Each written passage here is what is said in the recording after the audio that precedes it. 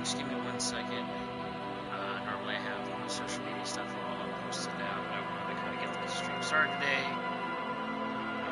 just for a bit before I actually start. So give me just one more second, and we'll start this off right.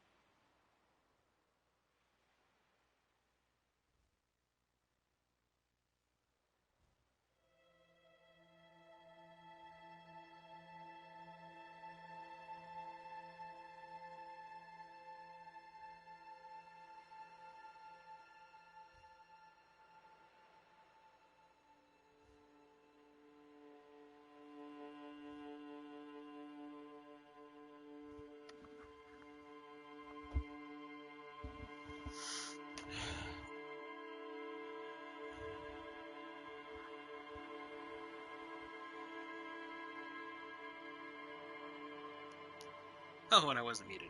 Okay, well, alright guys. Hey, what's up? Thanks for tuning in for another Time Off Tuesday. It's me, Stumpwater Jack, and yeah. A little bit at a loss for words because of stuff that's happened recently. So anyways, but let's go ahead and jump in. I'm on part 9 of my playthrough Disco Elysium, so let's go ahead and hit continue. Let things load. Yeah. I don't know how much we'll talk about it today, but you know, I guess I'll talk about a little bit of my break. Again, I didn't take a break to take a break. I went on vacation, which was great. I went and saw my family in California, which usually really do like once a year, so it was really nice. So I keep walking weird. Please tell me I don't have to reset my controller.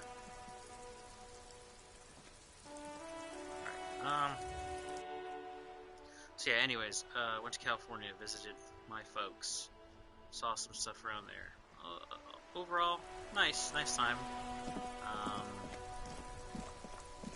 Yeah, connected with both, like with my folks. Went to Knott's Berry Farm for the Boysenberry Festival. Saw a couple of my other relatives. It was fine.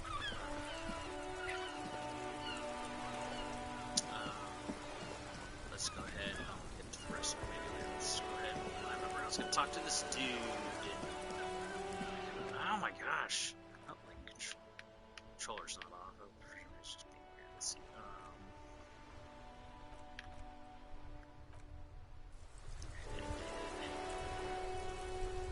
This, because I need to look up.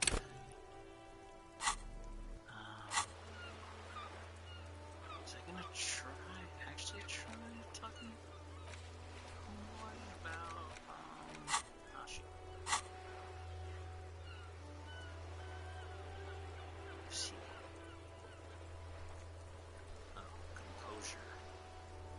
doesn't say I can retry it. So I'm guessing I can't. This. Oh, but I didn't need to talk to him. That's right. Now, not because I need to retry that, but because asking him about the photo. That's right. Okay.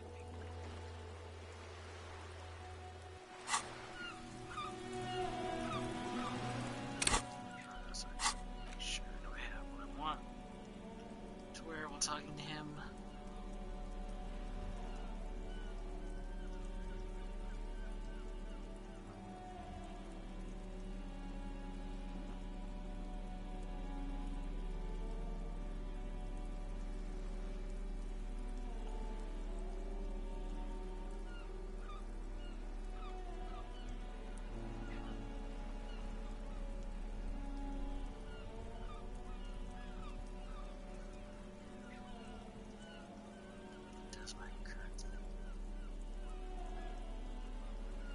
Esprit de corps and sugar.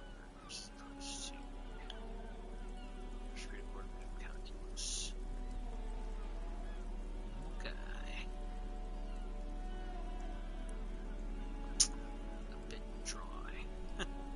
I am the reckoner. How do they get those? Oh my god. They are neat.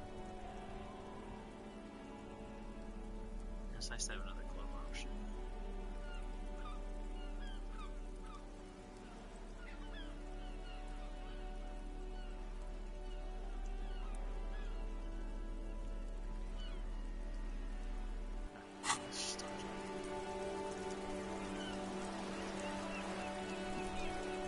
Vigilance officer, what can this old carabiner do for you?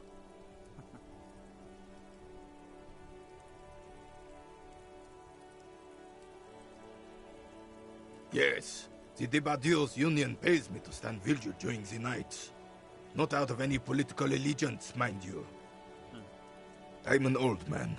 Don't sleep more than a few hours every night anyway, and money is tight. He feels like he has to justify himself for some reason.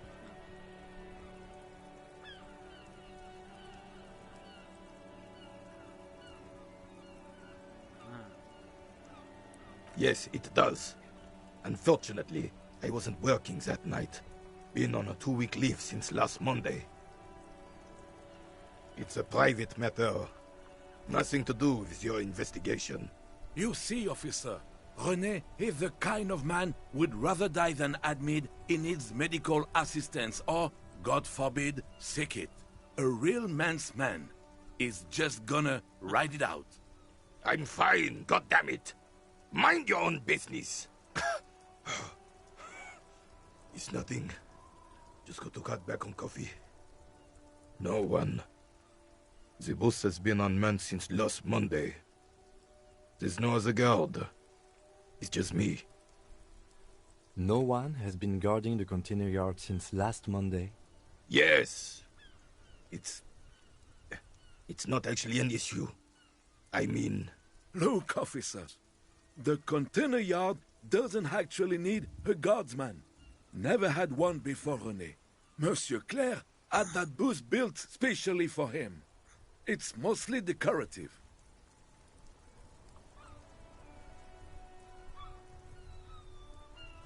The possibility of someone being in there is enough to discourage any ill-minded individuals. Evrard created this job for René because he knows the Royal Carabiniers' pension of honor and PTSD isn't something a man can live off. A decorated Kingsman collecting tear reflects bad on the whole neighborhood. His words. I get it. Evrard gets it like a scout to small. Where you get. I love it. Which that is actually kind of a nice thing, but I don't know if there's some other nefarious purpose for it, but other than, you know, convincing certain other people. But still, it doesn't hurt, but yeah, I guess I'm a small guy.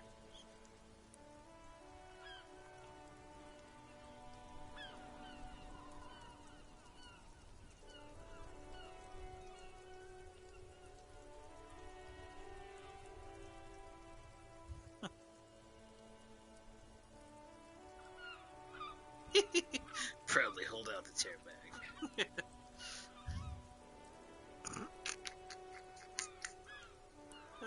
Part of me wants to hold it, say that.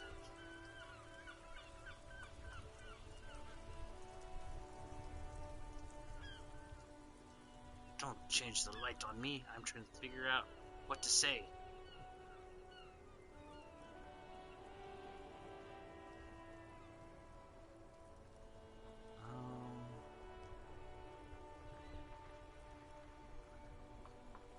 Capitalism.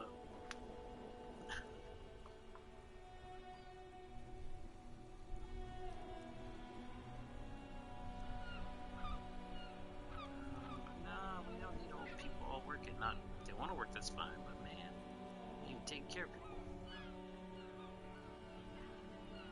I'll say that I might condemn this man to die.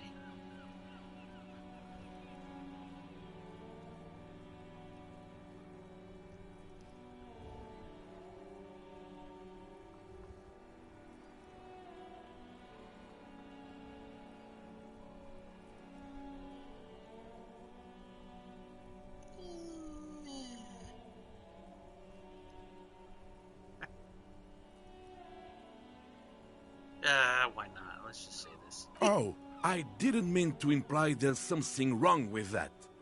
I do it too. Everyone does it. It's an excellent side thing. Yes, yes, yes. Can we conclude the topic of my guard boost now? He is not going to become an entrepreneur.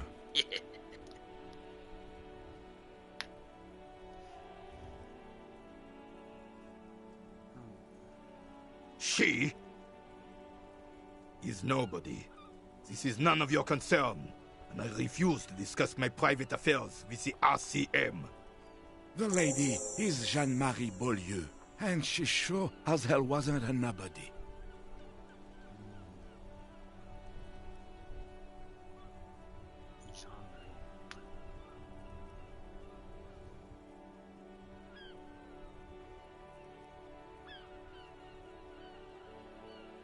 Maybe talk to him, see if he...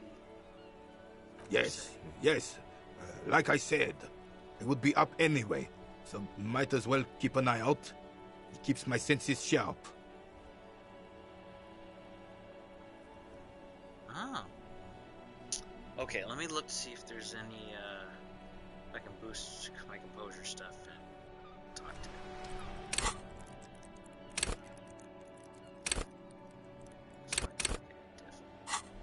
Okay, let's look at composure.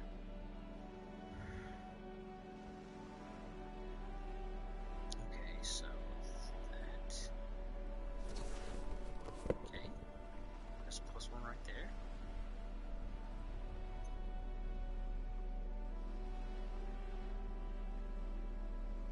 Moralist paints.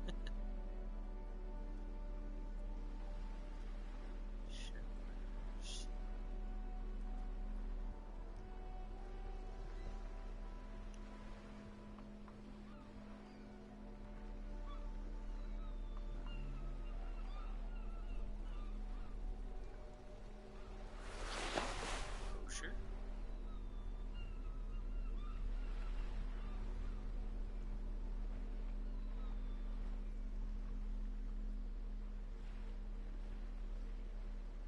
Okay.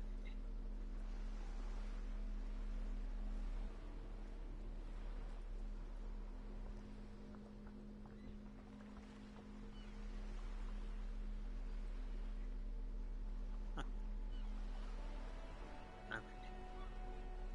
Well, that's not much better, but let's see what that brings us to. The purity of snow always reminds me of the purity of a man's soul, if he's got principles. I mean, I may be able to find stuff later, but also I think I want to eventually put a point in it, so let's try it. As Remy Yeah! turns from you to his partner and back, the medals on his chest rattle and glare. He keeps his spine straight and his ribcage lifted, displaying them proudly. 2. The larger one is shaped like a cross, while the smaller medal resembles the sun. A crowned head in front of two crossed rifles. The medal hangs from a blue-striped triangle. It's the Croix de Bravoure, Cross of Valor. The cross was the highest battlefield decoration in Suzerain's armed forces, awarded for exceptional bravery in the line of duty, in service of King Frizzle I. A small blue star inside an orange sun. It has the word Valiance written below. The setting sun was a decoration used to distinguish seasoned combat veterans in service of King Frizzle I during the Revolution.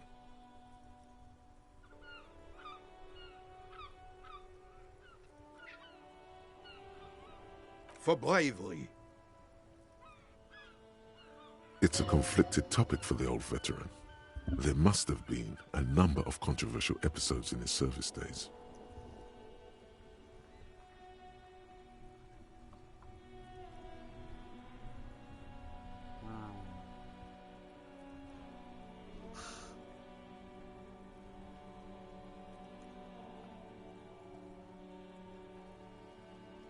Do I want to agree with them, be congenial, or do I want to...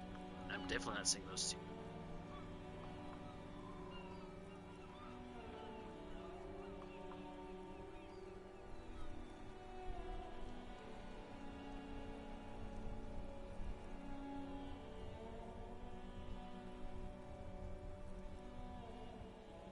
For doing my duty in the heat of battle. For looking my mortality in the eye. When men like Gaston here hid in the bushes and shot themselves. He saved some muddy princeling who foolishly strolled into the front line in his gown of velvet and gold. Oh, jeez.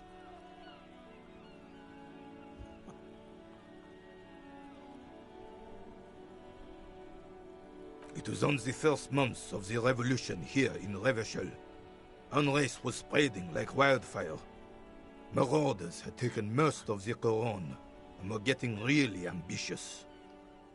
King Frizzle thought he could end it all in one decisive strike. Sent his cousin, Drisson, to put an end to the unrest.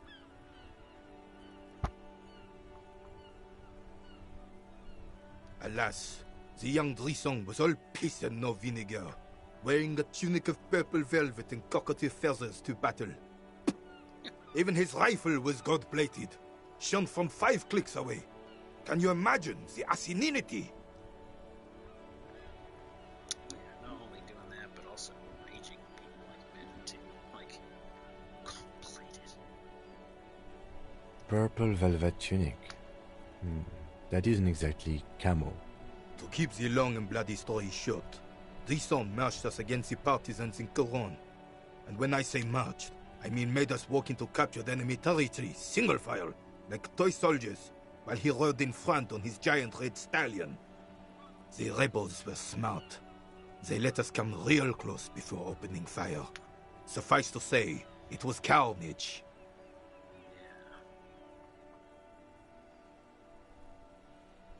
I got shot in the left shoulder and went down. Just a flesh wound. But just as I turned over, the prince fell into the mud next to me. He was missing his lower jaw. Oh my gosh. Then his horse, driven mad by the noise and smell of gunpowder, stepped on my leg and shattered my knee. Hang on to the story. Veterans get sentimental after such retellings. This might yield something useful.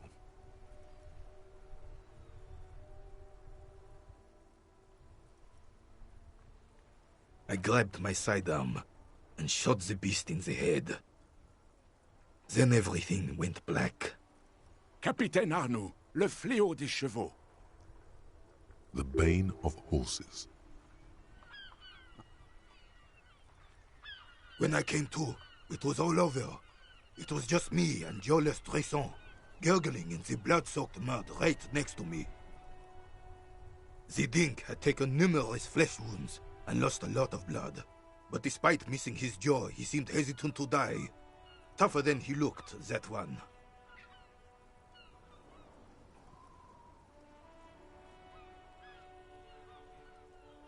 Oh my gosh. This would have never happened to Johnny Lawjaw. My jaw's tight.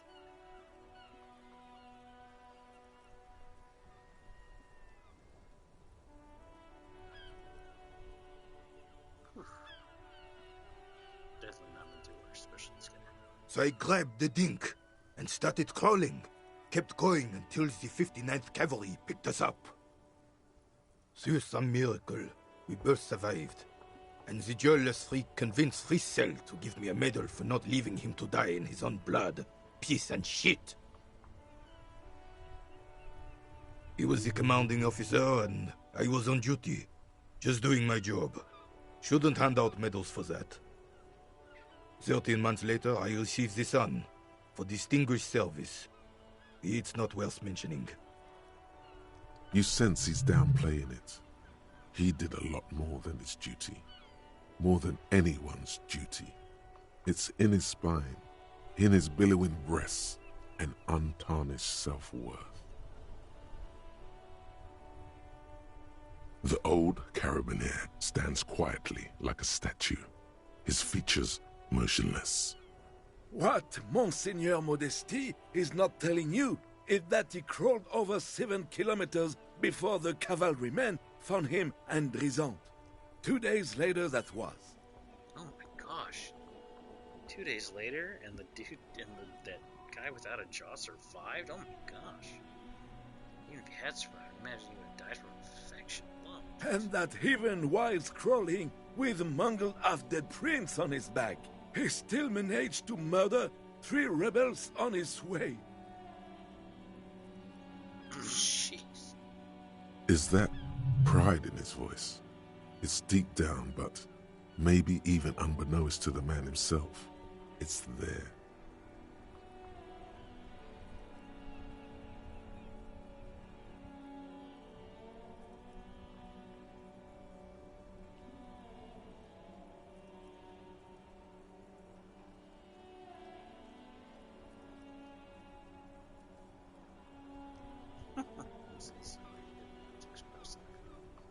I don't want to risk it.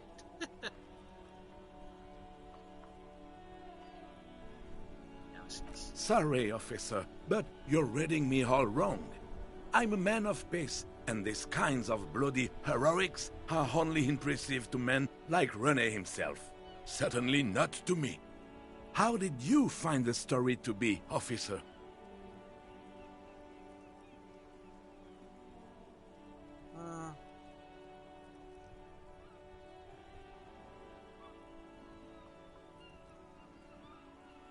Rupture sounded like it was messed up under Frissel, because again,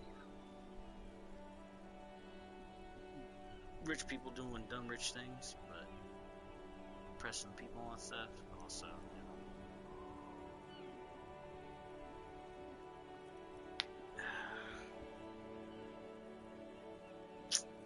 and while talking to this guy, it's like,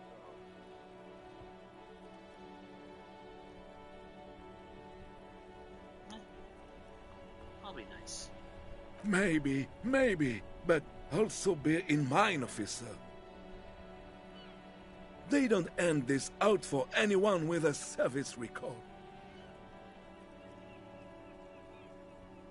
Oh no, you have to get shot. Repeatedly.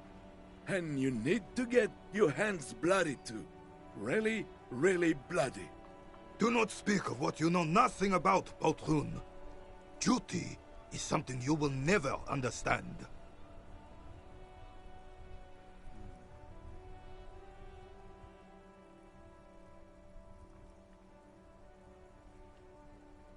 Bah! There were many such stories in those days. Many such men, too.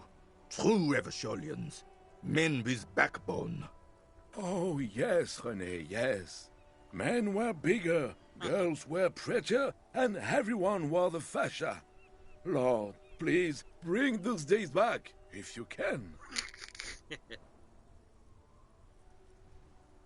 I'm not getting into this with you again. Officer, was there anything else? You should try to come up with a heroic story of your own. Impress this old soldier. Yeah, I tried. Alright.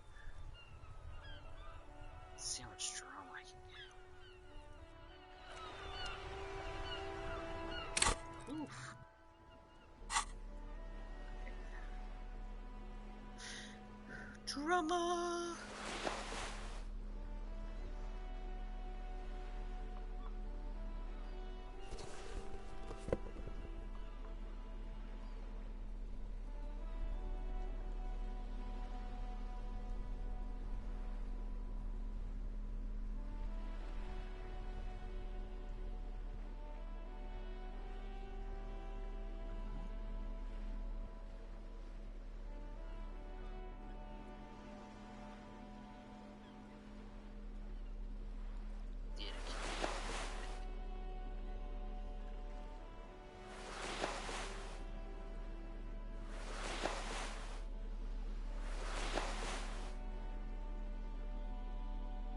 Too fast facts. Become the dragon. Oh my gosh. That outfit. Ooh, wow. That's bad.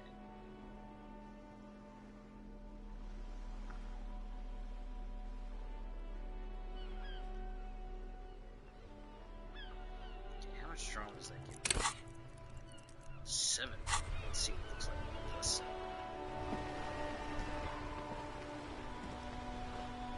The purity of snow always reminds me of the purity of a man's soul, if he's got principles.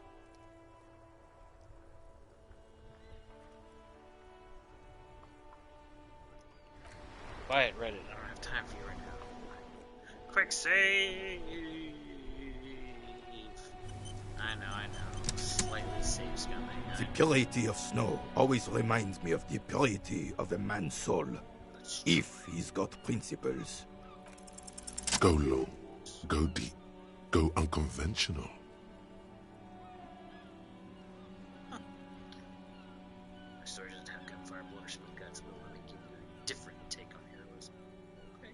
Sure, officer. Let's hear your take. Imagine just flickering to existence from nothingness. I'm not following you. He'll get it. Don't worry. Just continue. He's gonna be impressed.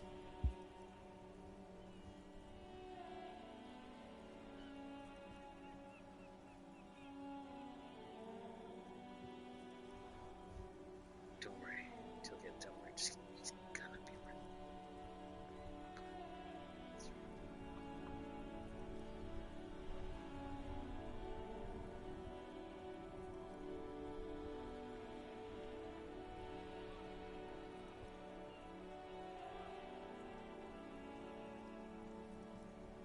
The man stares at you, silently frowning.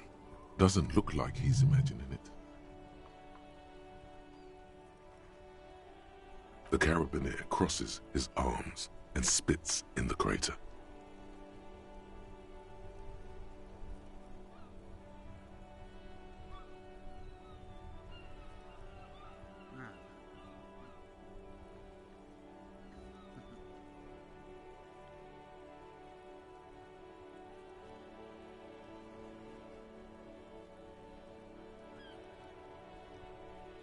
You're talking about getting blackout shit-faced drunk and going into delirium, right?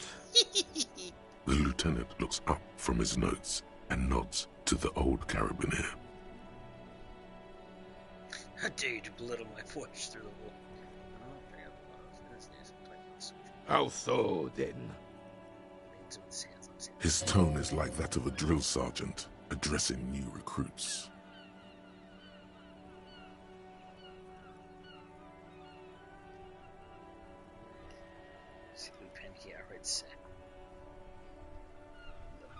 Look, I don't think anyone's ever been so drunk as we recruit. Let's do it. The lieutenant sighs audibly, but keeps his eyes on the notebook. And I thought getting my knee shattered and surviving on rat carcasses in the trench was bad. Here, have one of my medals. You've earned it, officer. Extremely rigid principles this old soldier has. Don't leave room for a change of heart or backing out. The medal is yours.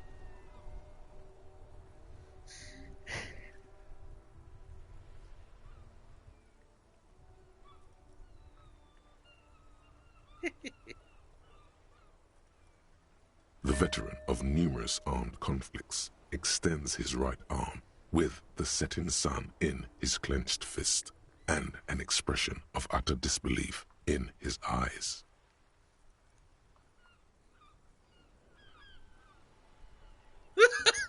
Flashes of bloody and terrible scenes of war. Men dying, horses shrieking, blood sinking into sand and snow and asphalt and fertile black earth. All of this accompanied by a musical composition telling of heroism of old, when men were bigger in both body and heart. You feel strange kinship to this old soldier. You and him are the same now. Was there something else you wanted to take from us?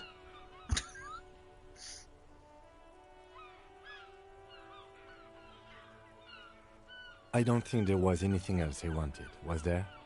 You got the medal. Now let's solve the crime.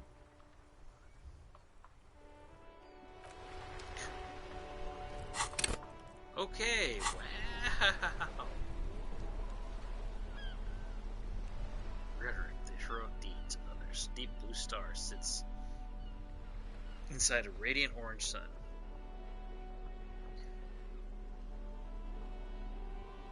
Valiant's the word most often used to describe exceptional valor in combat is right. Much like this aren't bought, they are earned. Oof.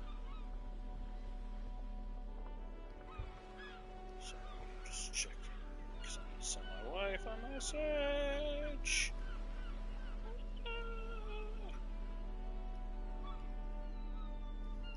Super important, I gotta tell her what I want from Chipotle.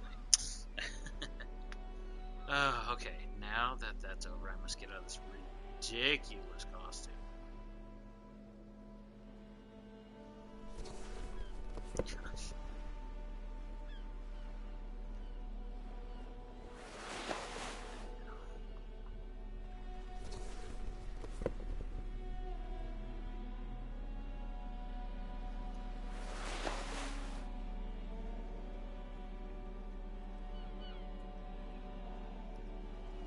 Stopped it. Let's see. Anybody trying to look at it? What type of beef or what type of meat is available?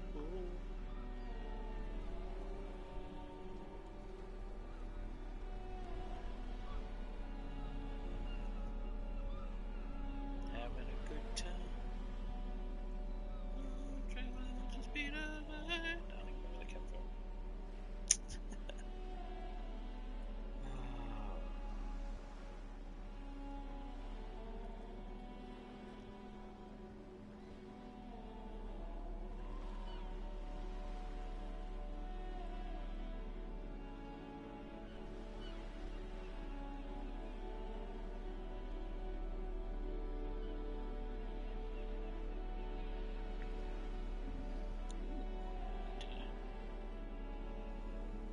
Close to getting free burrito from Chipotle. Anyways, give me just 1 second while I send a message to my wife. We'll keep on going here.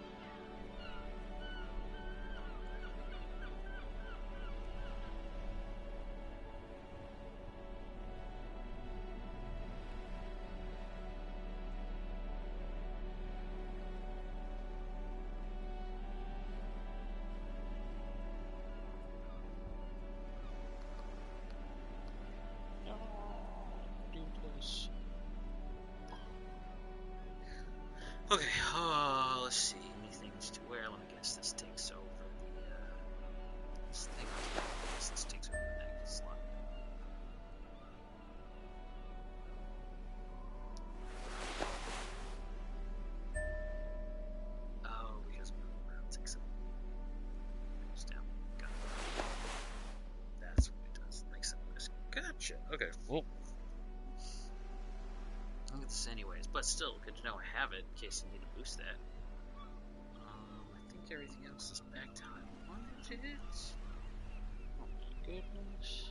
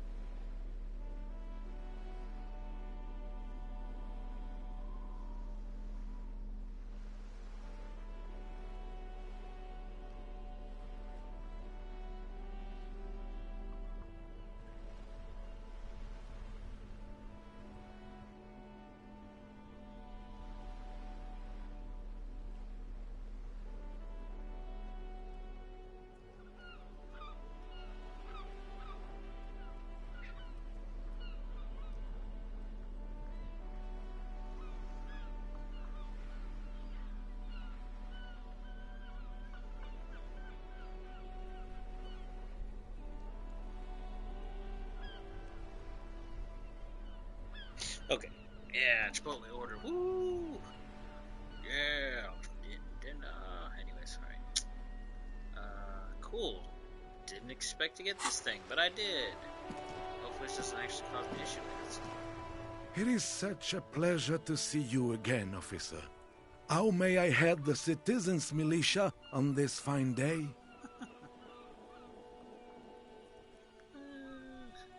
Talk about this other stuff and then see if I can get to relinquish the sandwich. Oh, it's rhetoric, so that just gave me another item to actually use.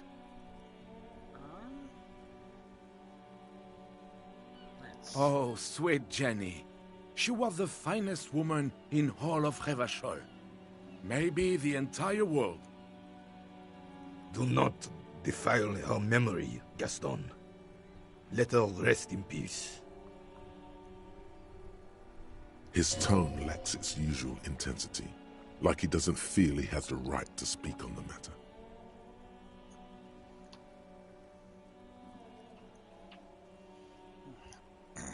We knew her, all right. Lived on the same street our entire lives, just 2 houses apart. The 3 of us have been best friends since we were 4. She was René's first girl back when the prick was 16. They were courting till he decided he'd rather die for some great ideal than just be happy. And then you stole her from me.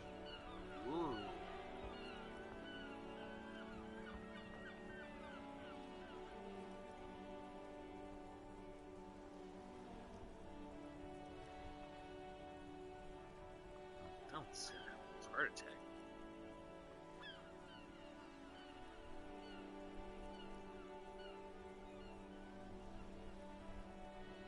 Oh, officer.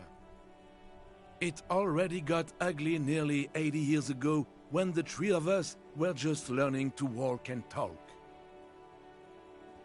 You stole her from me. Well, technically, you stole her from me, because we'd been pretty close ever since you two had that falling out over the ink you spilled over her pretty yellow dress. We were just boys then. This was different. No point starting this all over again. For the 1000th and the first time. Especially when we have company. Officer. She died of pneumonia 2 winters ago. It was a quiet passage, peaceful. René and I were both by her bedside when she... Died. No use sugarcoating it. Won't bring her back. Will it now? departed. Until the very end she couldn't decide between us. The most indecisive woman I've ever met. She could never make up her mind about anything. What to have for breakfast, favorite color, or which one of us to marry. She was always leaving one of us for the other, but never long enough to actually get married.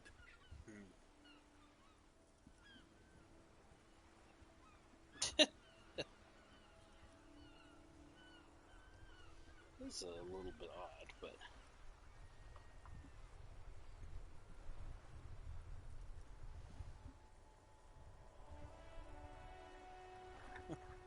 Part of me just wants to say women, right? Not because of, like, any chauvinistic or everything, but just, see what this whole... Just kind of cover this whole time. I don't know. I'll just say it's bad. Heck, technically, we're both still engaged to her. You always confused her. Couldn't let us be happy. Seduced her with your fancy words and pastries. He suddenly remembers you are still there, falls silent, and turns away. Of course, officer. Memories are all we have left.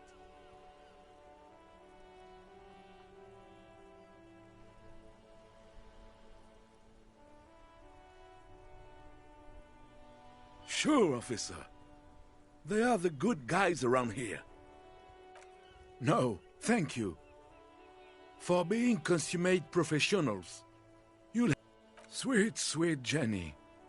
Ask away, officer. I knew her all my life. Of course, officer. Memories are all we have left. Okay, let's, why not? We're talking to these dudes, let's see if we can get a little more out of them. That's my swan record. Oh, I know there's other things to do, but yes. Spend this time talking to these dudes. Okay, let's close it.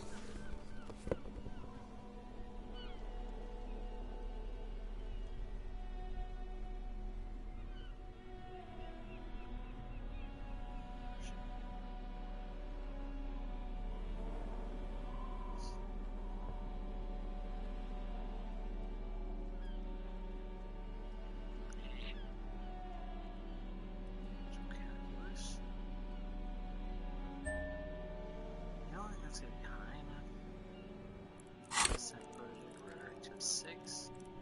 Rhetoric's not bad. Let's just see.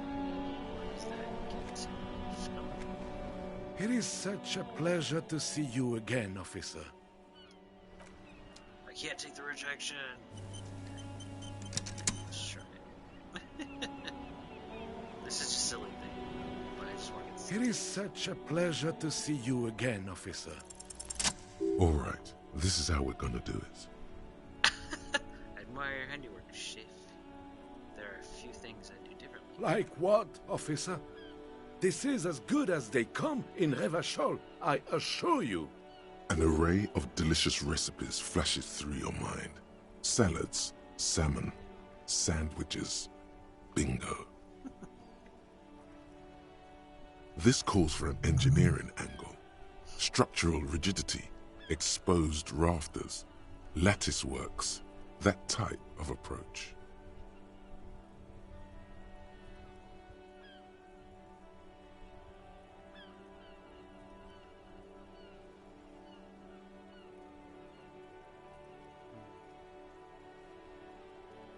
Engineering.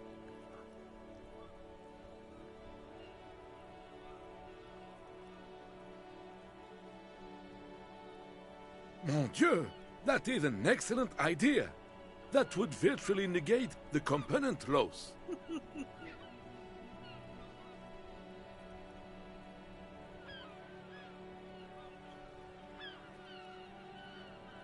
Ooh, the air pocket between cheese and ham could house pre-roast. Ce serait délicieux! Can you make that sandwich, officer? No, no one can.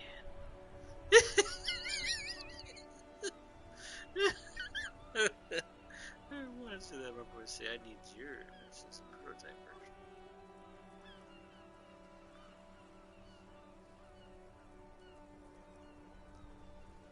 I hope you are not just tricking an old man out of the little he has left.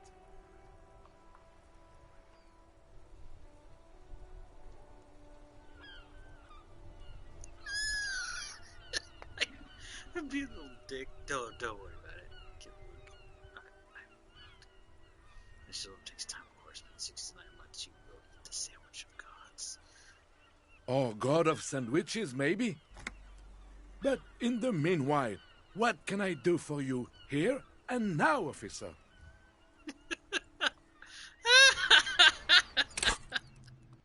I built these all guys out of a freaking metal and a sandwich. Jeez. I don't know why I find that so freaking funny. It's not like any. I can't interact with the sandwich. Oh my god.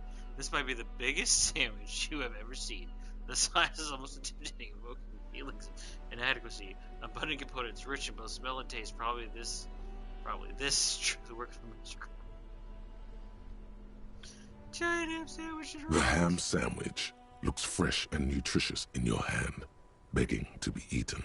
A treat of this magnitude should not be enjoyed alone. Okay. I'm gonna enjoy it later when health and/or volition is down. Because it might be a good way to connect and heal. Okay, I gotta remember what the heck I'm doing. Now that I talked to old men. Alright, and I need to change my stuff back out. Let's see. Back to this. My shirt. Back to physical instrument.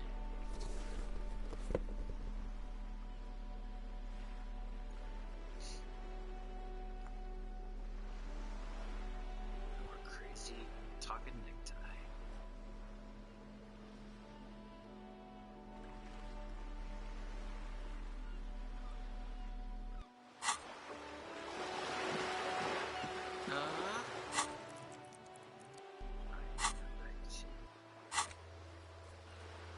Jam mystery.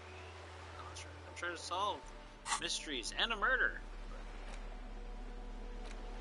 I gotta have that stupid save. I don't have any way to do it. I guess that stupid guy take down the body. Yeah, good, you didn't have it. Someone talk to you about this. Trying to remember.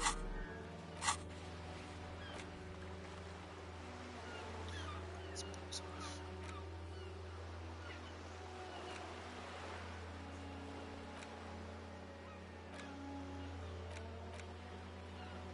Tired.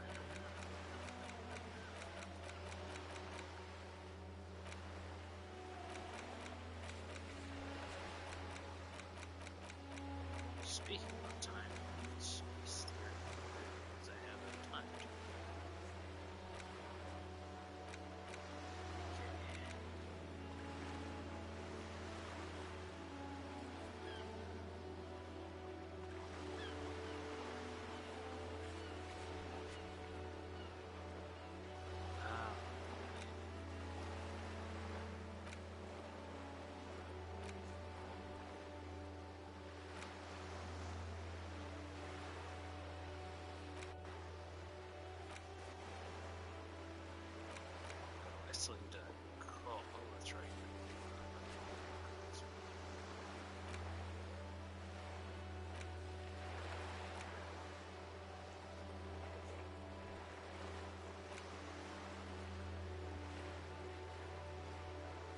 die. I have to look at this right.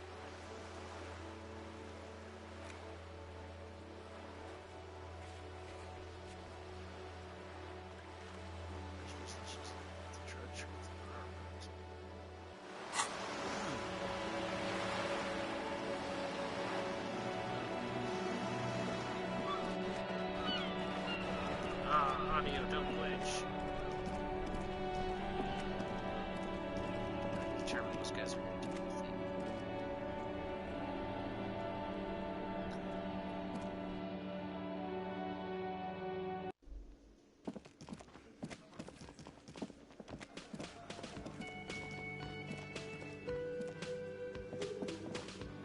The man ponders his cooking utensils and gives you a little nod, acknowledging your presence. The mention of mañana gets his attention. He smiles and delivers a whole slew of unfamiliar words and lively gestures. Then he falls silent again. They're friends. The man says a couple of sentences in that strange language of his and then seems to wait for you to speak. I'm pretty sure he asked you a question. He doesn't know your language. You can just say something cool in return.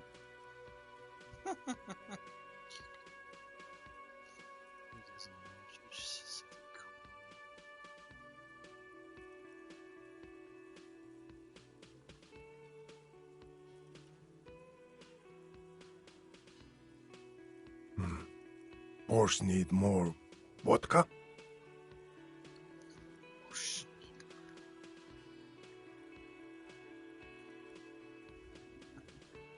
Okay, so it's vodka that keeps the men happy and in good spirits. Clever move by the Union. Of course, vodka. Now that makes a very, very special borscht indeed. Turn it up and then ask for some yourself.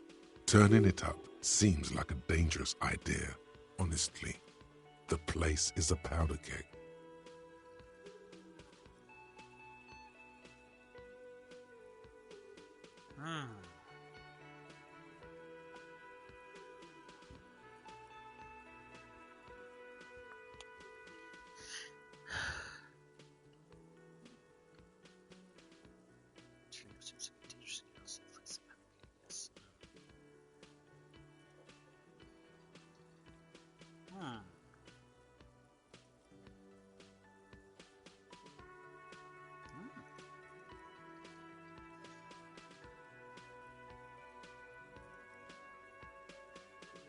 The cook gives you a long, disappointed look, then turns the stove off and seems to wait for you to speak.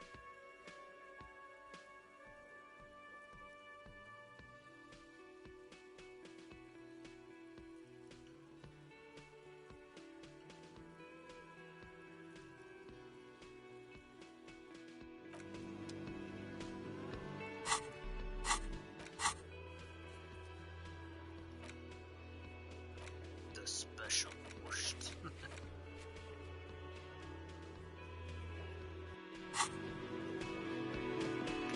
Come on in there.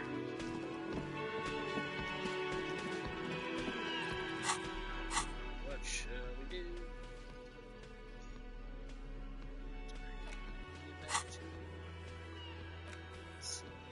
I'll talk to the Hardy Boys about the drug trade.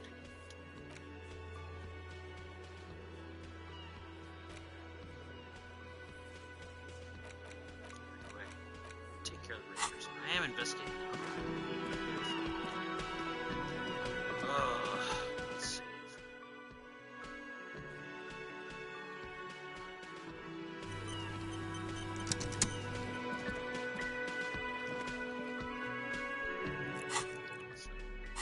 How much authority can I cause? Can I muster up?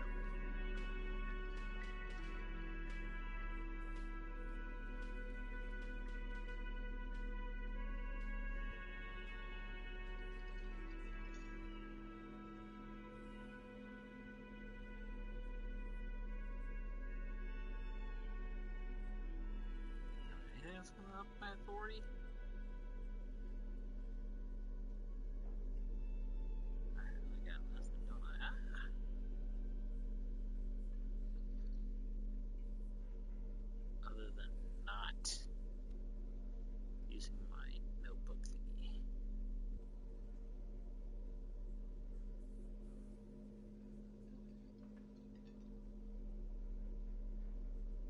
always have stuff that takes away from authority. Okay.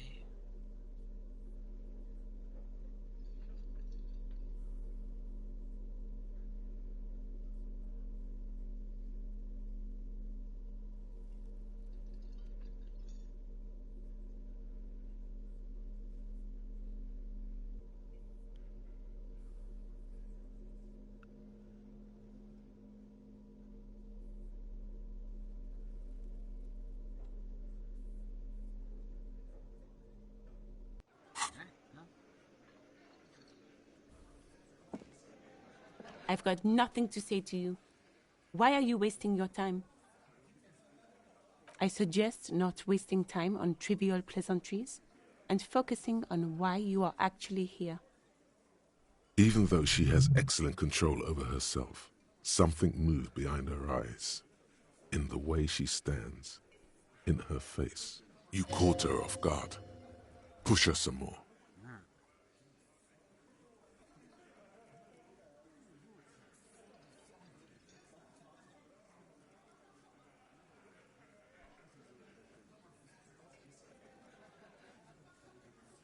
You are not here to chat up the legal counsel.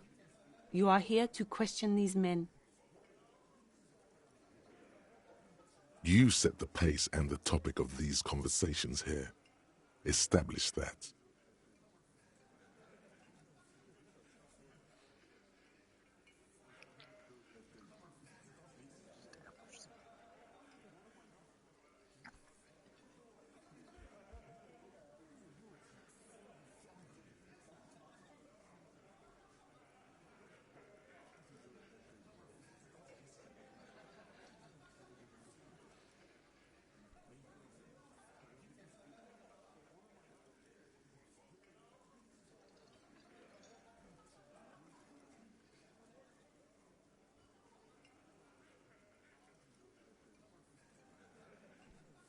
I represent the Union and these men here. Don't make this personal. A very minor victory. I suggest... Even though you caught her off guard. Push her some more.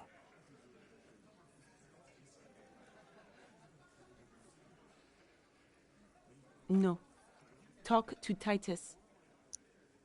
I suggest... Even though you caught her... You are not here to chat... You set the pace and the topic of these conversations here. Establish that. He said no such thing. This isn't about me. Calm down, everyone. Let's stay professional. Dirty tactics, officer. I said... Even though you caught her off guard. You are not here... You set the pace and the topic of these conversations here. I represent the Union and these men here. A very minor victory. Okay.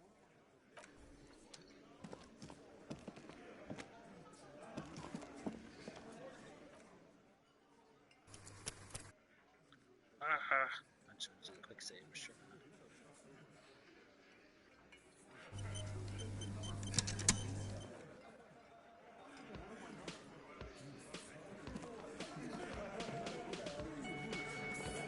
Again, you find yourself looking at that big old window. It's not time yet. When will it be time?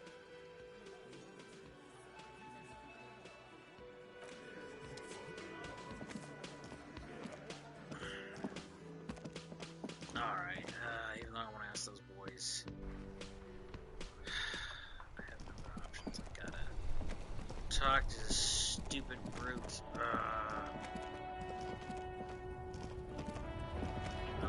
Punch him. Punch him so bad.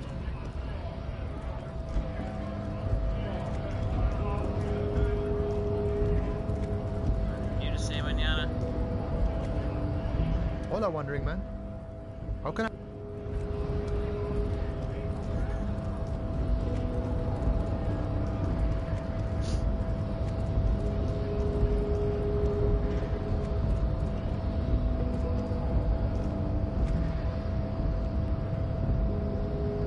Your race descent has only worsened since I last saw you. You have really let yourself go.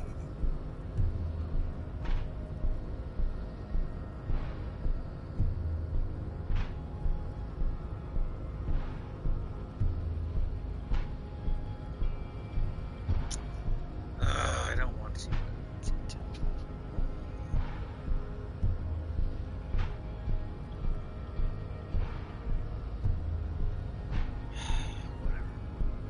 Babe, see that they stay here the whole time.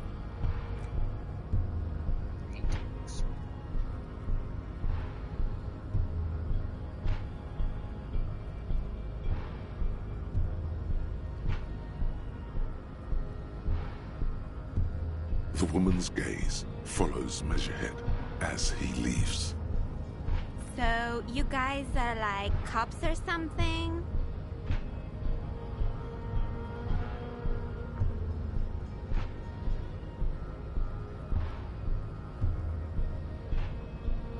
Have you ever thought that maybe things should go to shit? I'm Katya, by the way. You hear that? That sound. He's breaking something.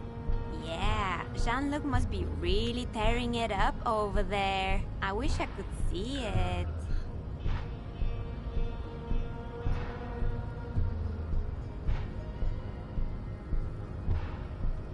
Look at you! RCM rent-a-cops! Guarding that bridge like Everott's lapdogs! Is this where it's at now? The RCM is for sale! And who are you?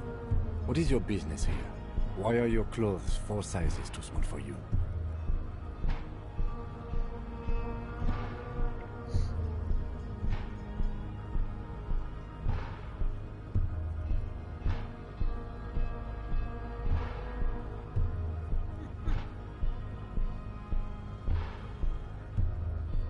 It's either your business or whatever I want.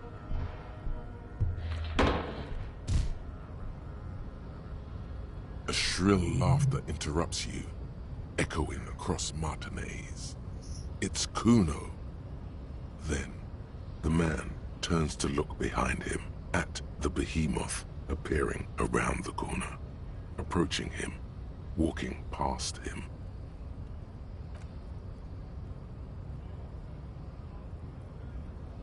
Please tell me you didn't, like, break that body.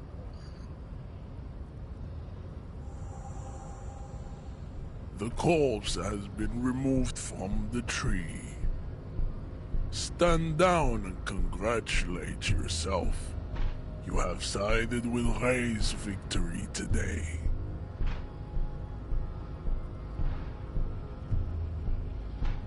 And what you had to do was to become a Union man for all to see.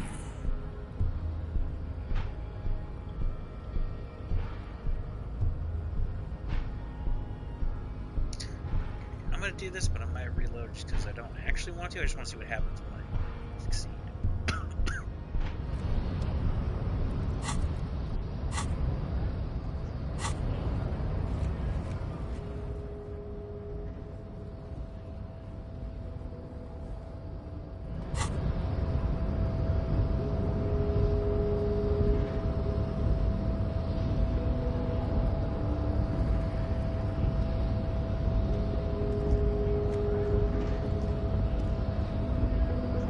Your race descent.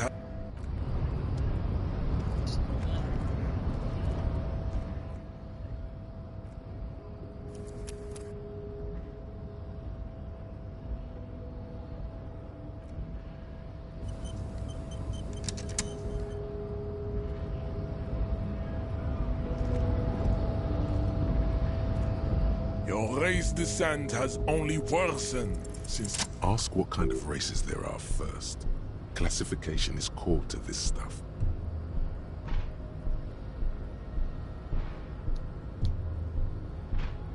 Do you?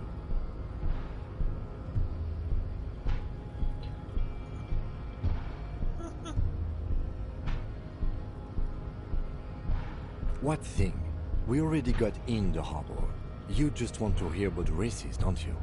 You are obviously a liberal, Sayolite. A polyculturalist. I can see it from your love of microtechnology and your sartorial choices. Do not deny your friend the truth you have denied yourself. There are 3 categories of race. Type A, the heroic races. Type B, the servile races. And the vile CF race cauldron of pederasty. Which one do you need education on?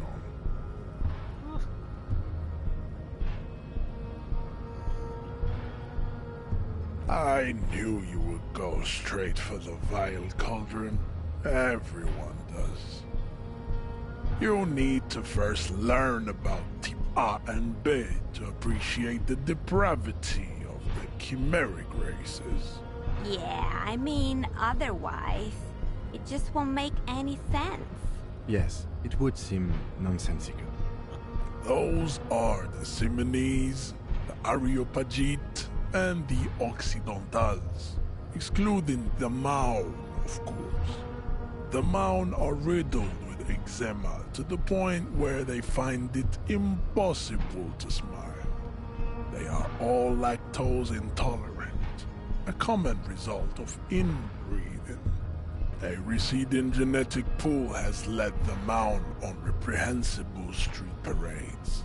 In Maun cities like Stadskanal and Vredefort, wearing wooden clogs on their feet and little green tassels on their hats. You know them by the names of their nation-states. The Oranese, the Gotwaldians, and the Königsteiners.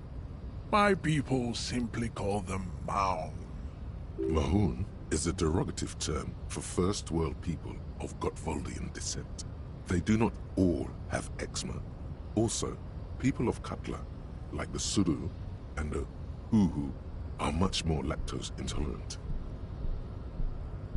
In some municipalities of Oranje, people do wear shoes made of wood to street parades. Green, orange, and even yellow tassels have also been seen on hats. The Maun are proof that you can have too much Occidental racial purity and tassel-centric culture. Inbreeding has led to a lactose-intolerant subrace whom no one can take seriously.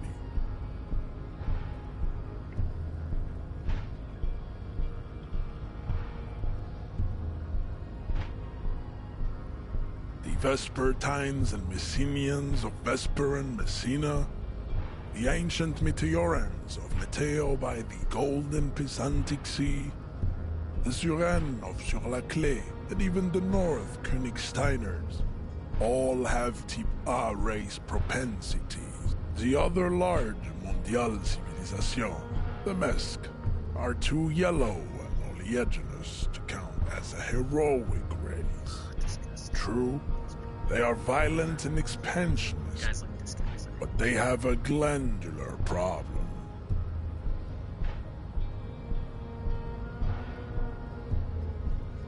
Overproduction of sebum. Sebum is leaking into their brains, making them listen to El Mariachi music and eat toxic minced meat-based food, which in turn only produces more sebum. As proven by the Maun and the Mesk, Occidental Type A is in retrograde. The Simonese and the Areopagite are on the ascent. The indigenous people of this, the Insulindian archipelago. The Simonese inhabit the southern islands. I am Simonese, from the stock of Ulmuir on Ile de Fantôme. The only thing of this, like, this teaches them geography, culture of this world. Again, I realize they told us we're like races. The Areopagites are the master race of the Ile Maran deserts. The Simonese are descendants of the Areopagites. We came here during a heroic migration from Ile Maran to Ansuland. Thousands of years before the lactose-intolerant Maun Occidentals discovered this place. The Areopagites are sleek, long-headed. The Simonese are powerful, mesomorphic. The former is an immutable progenitor, unchanged since the Super Isola of Pericarnassus. Ancient brains rest in their slender skulls. The latter is perfected and adapting. Together they form the Simeno-Areopagite, or Simeopagite superrace. That is all. There are no more type A races in the world. Nature was not capable of more.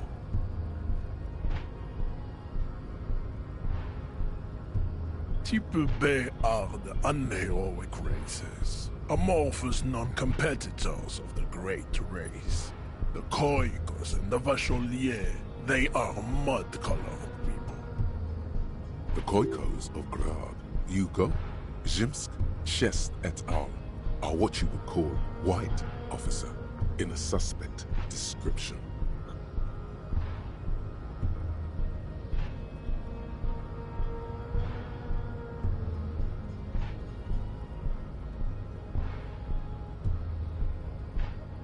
Yes, to an untrained eye, the Koiko appear white and pinkish, like a ham sandwich. But look into their eyes and you will see. They are of an indistinct color, and so is their skin. Unhealthy, muddy, and ashen. Pinkness is a racial quality that has to be earned through centuries of advanced ballistic warfare and cultural domination that the Grad people have undergone for drinking Al-Rul and smoking the degenerate tobacco herb, and for eating potato. The Koiko, the countless micronationalities of Grad, are all inexplicably obsessed with potat. The only thing they like more is dividing into microscopic ethnostates, like political amoeba. Wouldn't he be one for ethnostates? They are microscopic. The Semeno-Areopagite superstate will cover the entire remaining planetary crust, uninterrupted. From Holy Semenine to the Boreal Plateau of Katla. Its leaders will be the genetic epitome of the Simonese and Areopagite stock, elected by nature, not the base inert spoilage called demos. The Vacholians, halfway between type A and the racial called Ron. Two mixed to know right from wrong. You tried your degenerate little revolution, which was the single greatest failure committed by humans in our 82,000-year history on this planet.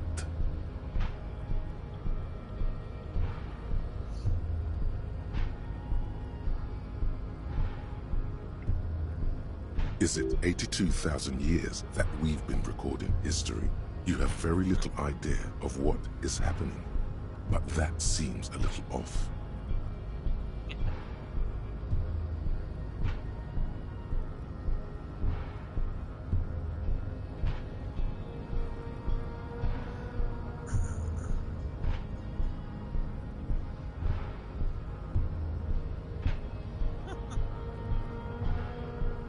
The mysteries of the people of this planet are a tragedy that has played out countless times over, like a fever dream of skin, hair, and bone.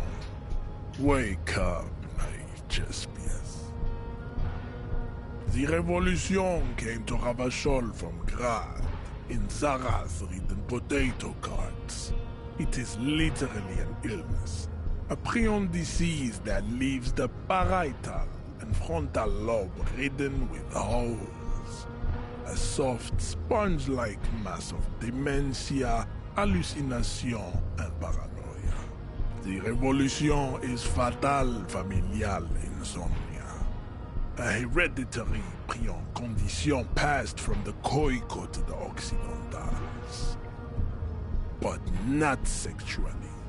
Probably through trade routes and potate acid, the prime component of the potato plant. Enough of type mediocrity. Tips CF are a museum of failed chimeric experiments and tragic maladaptations. They are tortured creatures waiting to be put to sleep. Your morbid interest in them worries me. Lesser races like the mosquito, a grotesque mixture of a masked woman and a Seminese man. Only possible if the mother is masked and the father Seminese. The other way around, they fail to produce offspring. The mosquito is born sterile, like a donkey.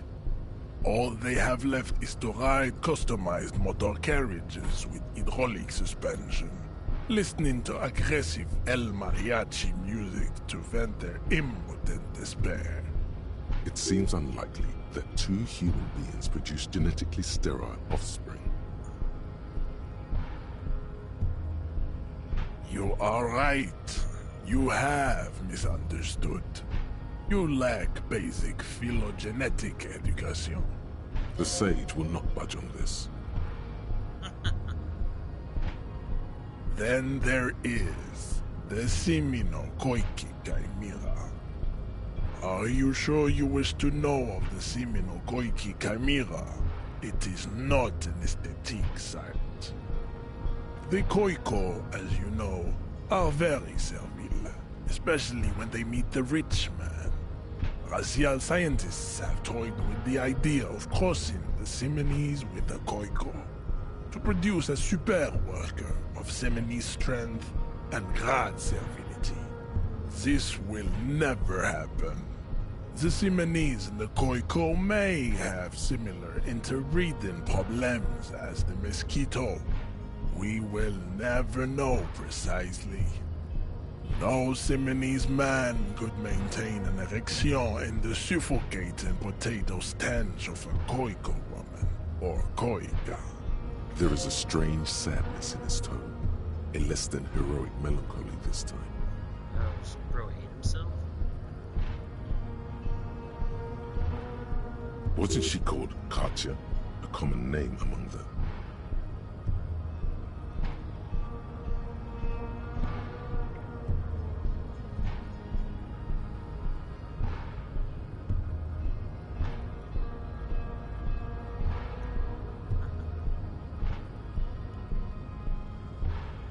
The heart that pumps the hemoglobin is mysterious, and so is its dark will.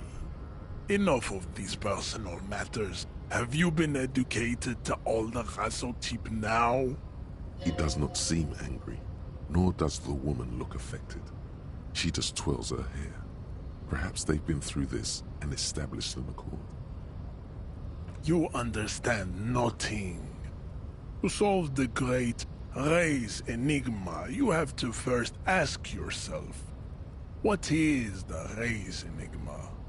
You have not even worded the mystery, let alone solved it. You need to internalize what you have heard here today, then return to me.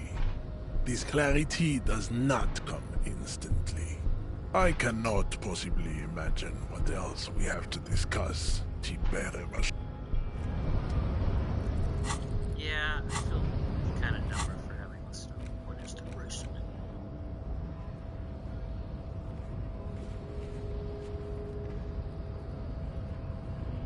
That's the same thing he was doing.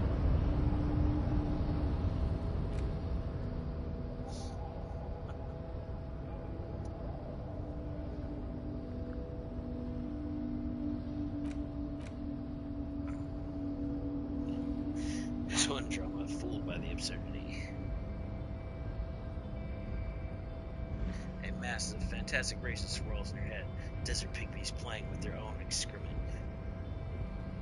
Koikos juggling potatoes. Eczema-ridden mons grinning and dancing on wooden clogs. Everyone is there, the whole race gang, plus some of that you may have come up with yourself. The thieving sub-kips and the seal-like cast of fortune. And it's hatching some kind of scheme. In the eyes of this race Empyrean, a vertigo reaching up to the heavens, you said something drawing nearer. Nearer. Yeah, I'm gonna... The unpromising raise pupil.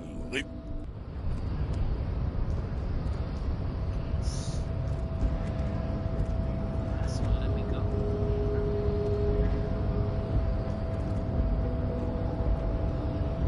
I don't need to do it. We're just gonna reload before I ever talk to this trick base.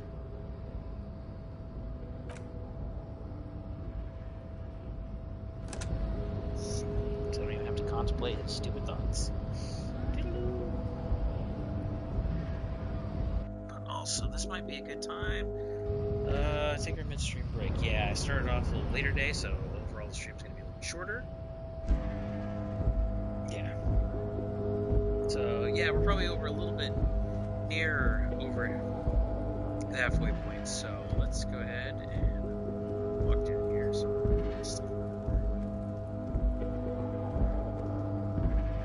And also, I'm gonna have to reload because if that body's ripped in half, I don't know. It's ripped in half.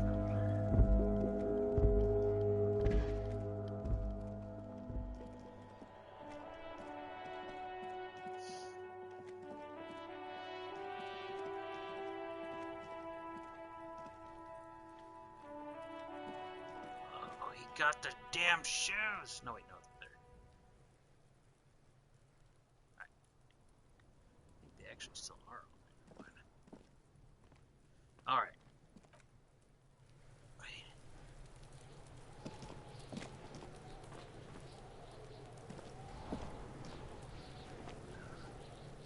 He literally just pulled a branch down? Jeez. Alright. Okay, well, yeah, that's... Let's go ahead and take our midstream break. So go ahead and get up, stretch, use the restroom, pour a drink, or get a snack.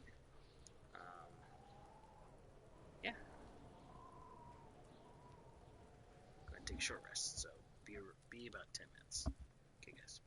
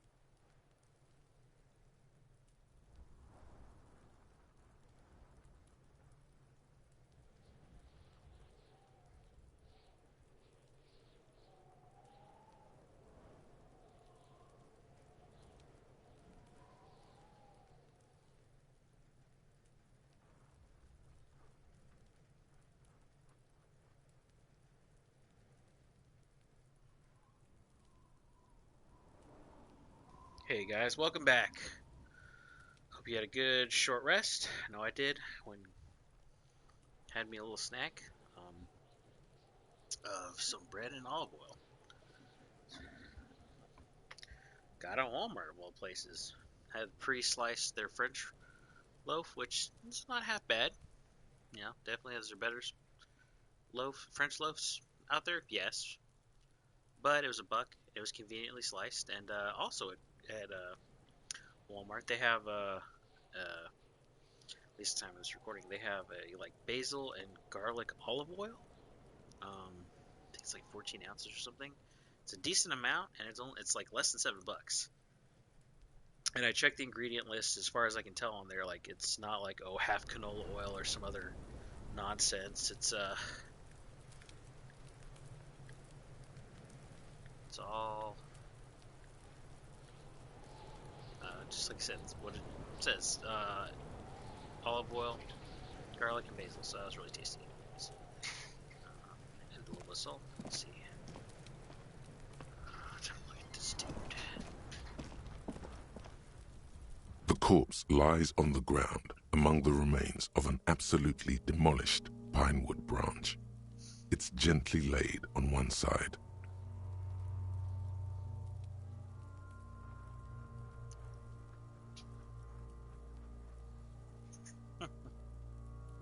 Mr. Measurehead has done a good job. Nothing is too broken or compromised. The victim is ready for a field autopsy. Okay. Yes. 1. Investigation of the scene. 2. Initial examination of the victim. 3. Field autopsy. 4. Transportation of the body to the morgue. We are on number 3. The RCM's 4-phase murder scene processing manual. Before I get in here, I might level up something here real quick, because now we got experience point. Oof. And yes, my food is here, but don't worry, I'm not going to take another break yet. We just got done with ours, so. Let's see. Oh, I don't remember what I was talking about leveling up last time at all. Maybe trauma, conceptualization. Or maybe one of these other things, like composure, interfacing, savoir-faire, perception.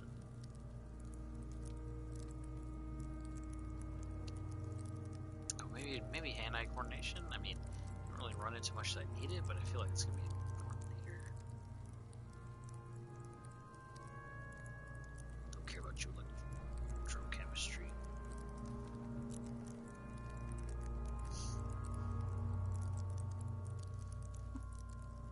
I need to read the description of the skin. Let's see. Baseline to unleash and indulge joy.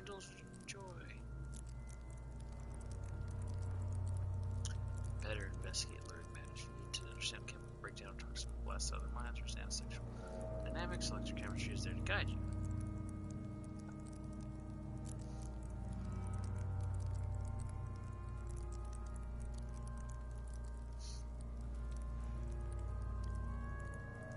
Our knowledge of drugs and sex is difficult to understand.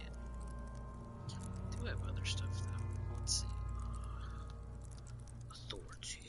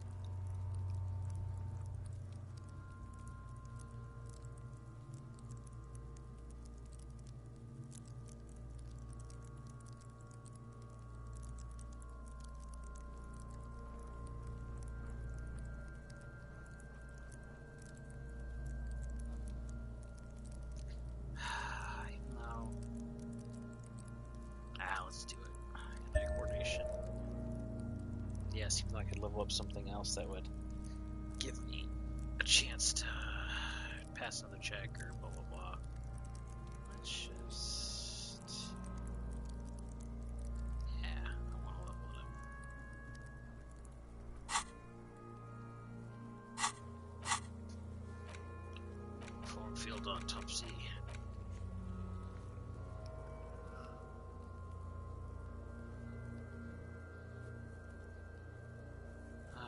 Three pro. Oh, I can't change my equipment, but yes, I'm gonna need to fill up my clipboard. The fuck are they on about? Cop's gonna cut his shit up.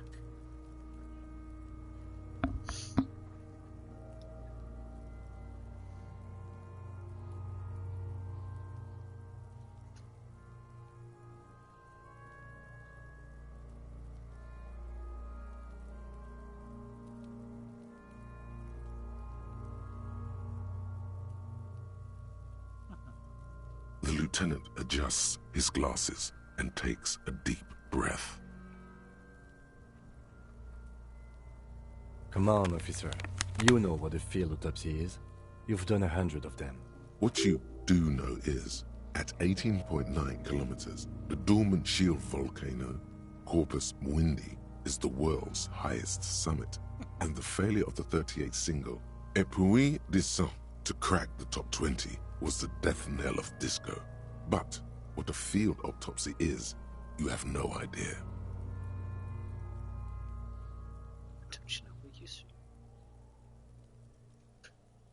You must have me confused with the Copperpedia. Who's the Copperpedia again? You, sir. You are the Copperpedia.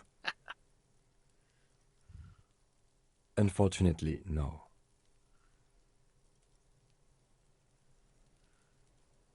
They are better than nothing. Tell you what, I perform the anatomical side of things while you will take notes. That's right. You knew it because you inspected your ledger. The lieutenant is relieved you know the protocol. The dead man stares in silence as you crack open the ledger. The bright red paper is covered in boxes and lists, describing the condition of his skin and organs in 3 parts. Above those, an 11-field info form needs filling out first. It begins with... That's you.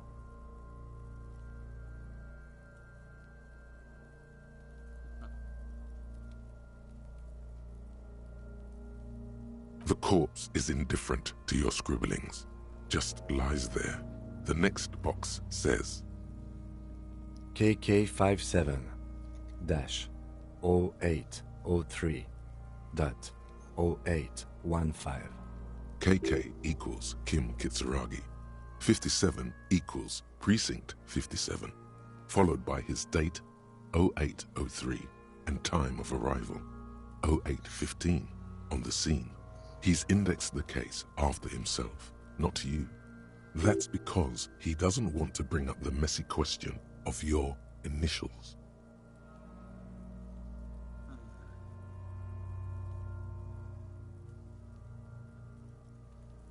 I mean, I know what my initials are now,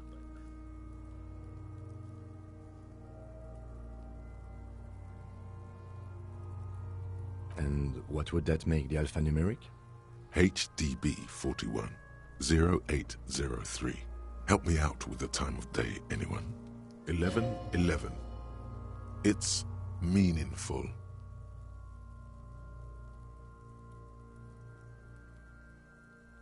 Good. Let's go with that.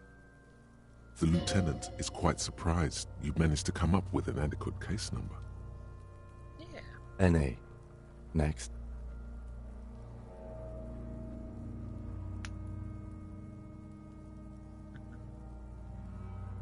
Oh, because corpse name we don't really know. NA.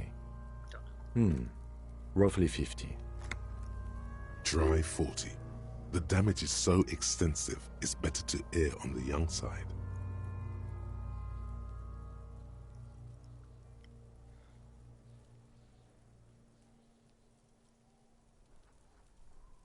He nods. Mondial. Fair to olive-skinned, from the Isola of Mwindi. This is as vague as it gets. You might as well say whitish. The pudgy mess of curdled meat looks neither mondial nor anything other. Fucky, fucky! Male.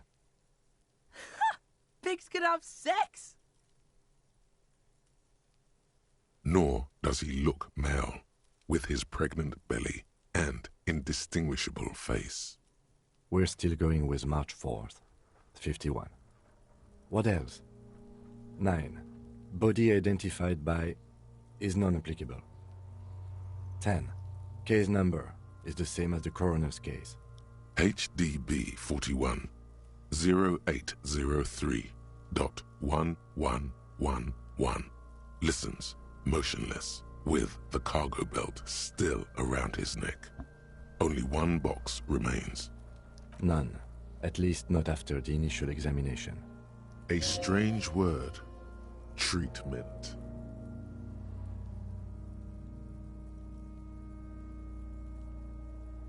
Interfering with the body's position or wounds post-mortem.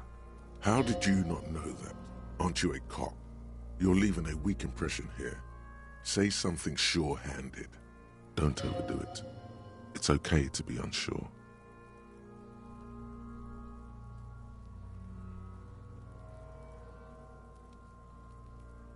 They'd have to have incapacitated and carried him over. This man was more than a match for untrained dogwalkers. Your central nervous system recognizes this gesture. It's the stations of the breath. Ecclesiastic, religious in nature, a holdout from pre-DeLorean burial rites. It takes him 2 seconds to perform. Then, somewhere in Jamrock North, a small wood shed behind Rosencrantz Row, Lieutenant Nick Feuerbach puts his hand to the chest of a small corpse, no larger than a monkey. It's raining outside, light drizzle. There is darkness in the shed.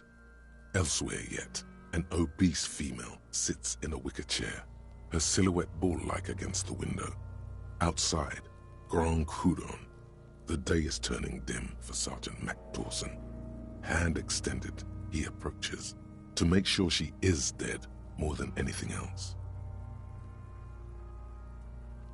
The building is tall, 7 stories wind-wrapped in solitude. Most of the apartments are unoccupied. This was a suicide, the other an accident, the small one. And so, all across Jamrock, Coal City, GRIH, 42 deceased persons found today, 42 stations of breath.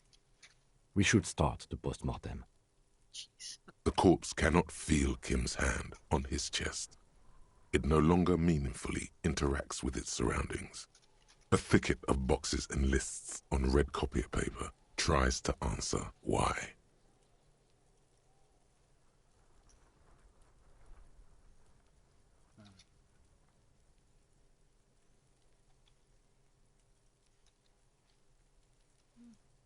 Shoot, Looney Rooney. Oh, okay.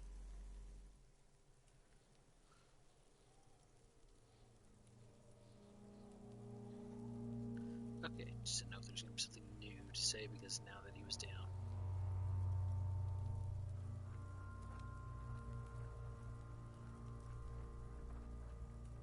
Come back later, Corpo. Amuse yourself with my frank manners and my memento mori features. If possible, also, see me in your dreams. Clothes. The deceased wears armored boots and white briefs. The make of the briefs is Babrodine, I think. Let's see.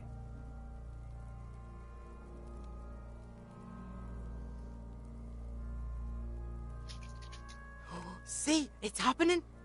Babrodine, yes. Inexpensive. Size M. Color white. The disappointment is palpable.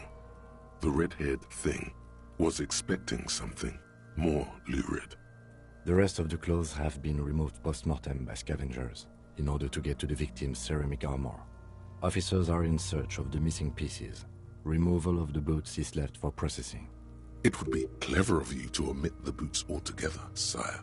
If you are to keep them for yourself, as you ought to, you have deserved them more than anyone else. Patience. After the autopsy, before the body is taken away, there will be a window of opportunity. After the lieutenant has gone to sleep, I hope this has helped you, my liege. I want those boots. But... Tattoos. The upper torso is covered in a single, continuous tattoo, resembling a map of the night sky. It reaches from the right shoulder to the heart. The ink is blue and white. The assistant has a color photograph of the markings, to be added to the case files as document A1. The photo is taken on the scene, using a Trigat Mini. The deceased has a belt for airlifting cargo around his neck, tied with a hangman's knot. Color, yellow. Length, 3 meters. There is a buckle on the other end. Well-nourished, athletically built, measuring 1.8 meters. Generally consistent with age 42. Preservation is good. Ambient temperature, below freezing. Body hair is light brown. Distribution is consistent with the age. The deceased had male pattern baldness. Hair is combed back, short.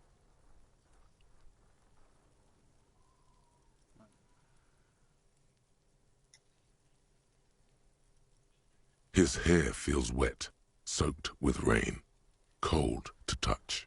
Not that different from a living person after a swim. The stench is suffocating. Strands of dark brown hair start sticking to your hand, like thread off a ragdoll's head. There's brilliantine in there. He's combed his hair back with oil.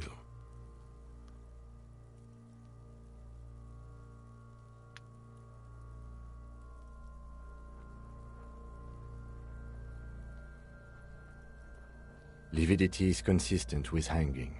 The head is congested. Contusions are present on the head, chest, and thighs, consistent with stones thrown post-mortem. Low velocity. Fucking low velocity? You think Kuno doesn't know what you're talking about? Velocity was fucking max. Talking shit about Kuno's velocity. In addition, there are bite marks on the face, scalp, and chest, consistent with predation. That will not change the velocity part. Ligature mark. Lieutenant produced a small folding knife. With the other hand pulling on the belt, he starts cutting into the polyester. The stench is horrid. After a while, it's obvious the material cannot be cut.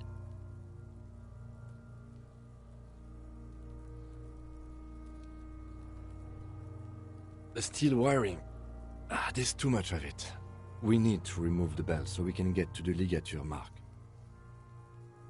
You got just the right tool for that. The chain cutters.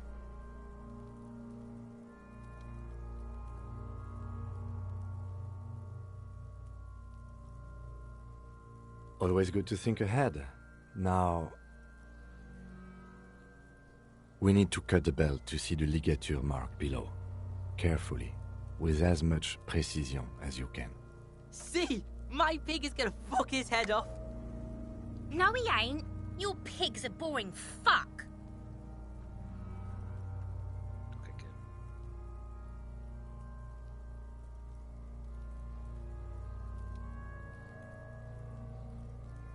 The belt is equally tight around the whole circumference of his neck, swelling over the edges like white bread rising from the east. The knot is the weak spot. The chain cutters fit in there. Steady now, like a flower arranger. 2 cuts and it should come loose.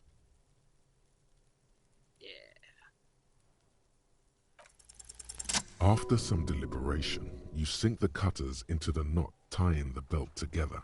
You squeeze the rubber handles together, sweat forming on your brow. Snap! The knot is slashed. Another cut and the belt falls apart like a flower bouquet, revealing the dead man's neck, and the dark red ligature mark around it. The rope rises to a point, leaving a gap in the ligature mark. The suspension point is in the back of the neck.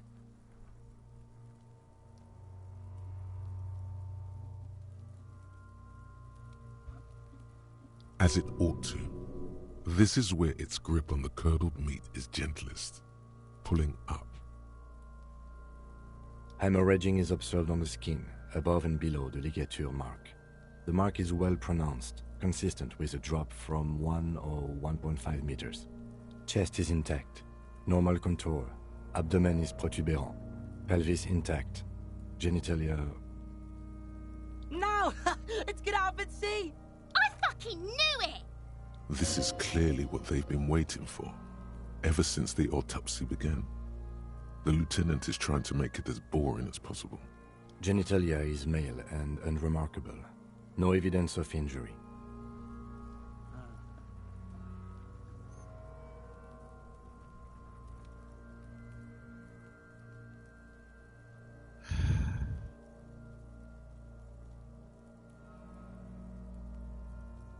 Ah yes, your hunch before. We can have a semen analysis requested from processing, if that's what you meant. Just write down that we request an analysis. The corpse with his pants down does not have an opinion on the subject. All he has is genitals and a deathly odor. The dead man's penis is average-sized, congested from the downward collection of blood. The testicles are uneven in length, hanging underneath. The genitalia is greenish. Marbling is present around the crotch.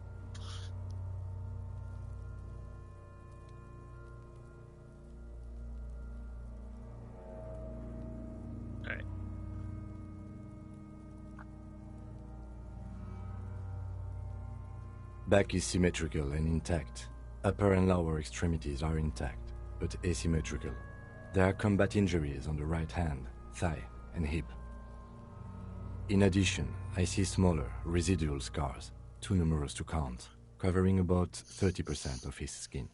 From wounds sustained over 2, maybe more decades, dispersal and accumulation indicates long and active combat duty. We have a real museum here. Of battles, wars. Last item. Hands.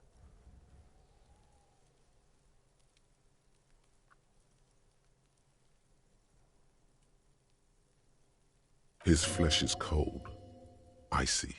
Pleased to meet you. Where are you from and what's your name?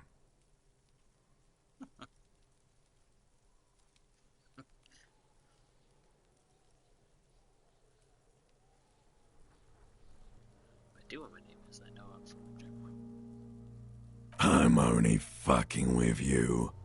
I know where you're from. From Cappadocia. And your name is Il Corbo. What can I do you for, Il Corbo de Cappadocia?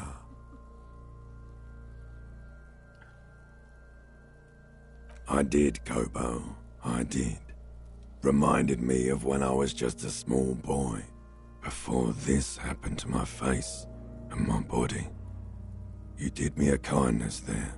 We should do this more often. Be close like this, I mean. Hands are clean. No sign of injury from struggling.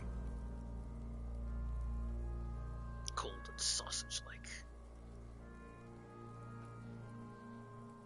I was. Maybe I'm just not seeing them. Honestly, this stench is making it hard for me to think at the moment. Working so close to the fumes coming from the corpse must be hard. You realize suddenly that the lieutenant has been barely keeping it together these past 2 items. Ooh. That's all for the external. Well done. What next? Central nervous system. I have nothing. Do you have anything on this man's central nervous system? Of course, there is a moral to be drawn from it. A moral to this story. What would that be?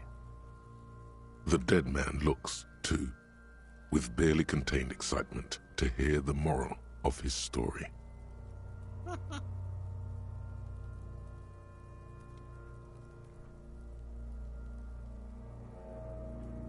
I think that may well be the moral of every story, officer. Good. Musculoskeletal. Purge fluid is coming from the mouth. Not injury-related. Eyes and tongue protuberant. Hyoid bone. Let's see. With his eyes almost closed, the lieutenant puts his hand on the dead man's throat and begins to massage it, gently. A rotting smell erupts from the mouth. Purge fluid runs down his lips, black and viscous. You hear cracks as the lieutenant moves his sharp fingers inside the flesh, like the creaking of an old house at night. Yeah, jack that fucker off! The hyoid bone is fractured. The rest of the musculoskeletal system is intact. Unremarkable. Respiratory system.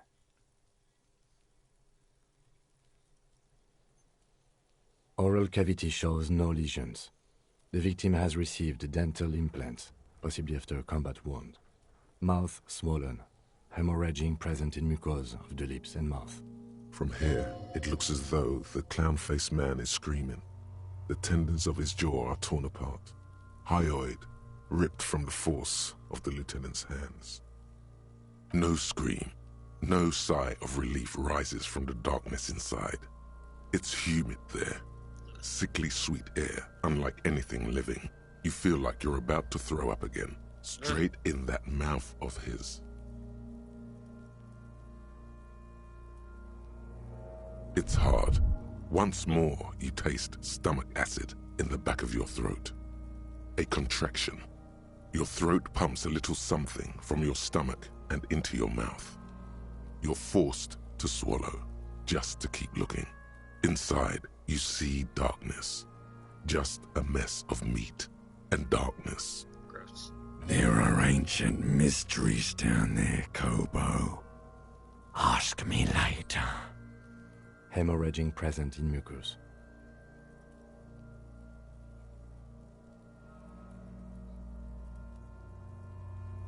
Hepatobiliary, NA.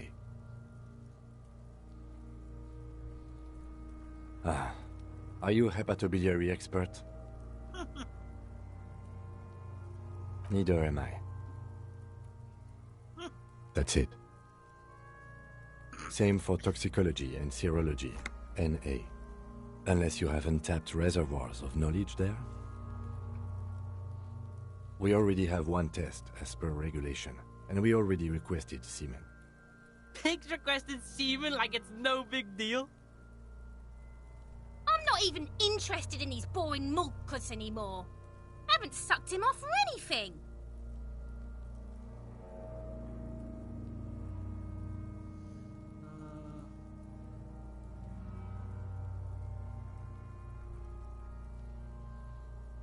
Leave it NA, then. Cardiovascular. The body exhibits heavy lividity. Blood has gathered in the hands, feet, and neck. Hypostasis is visually consistent with the hanging.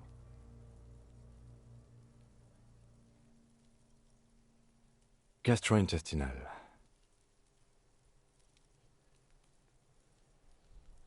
This will do. Digested semi-solid food in stomach. Voila.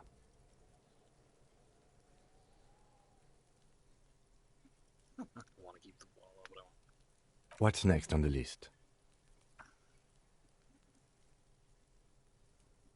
Let's see. We have bite marks, contusions on the head and chest, and a ligature mark encircling the neck. You'll need 3 feels. Leave a 4th one too.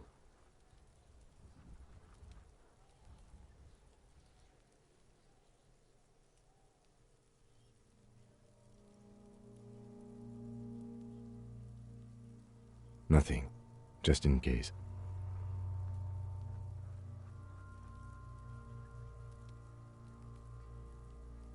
Head, chest and scalp bite mark injuries. Predation by birds has caused damage to the body. Odontologist does not need to be consulted.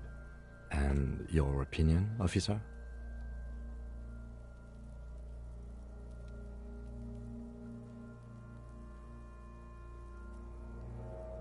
Agreed. Next injury?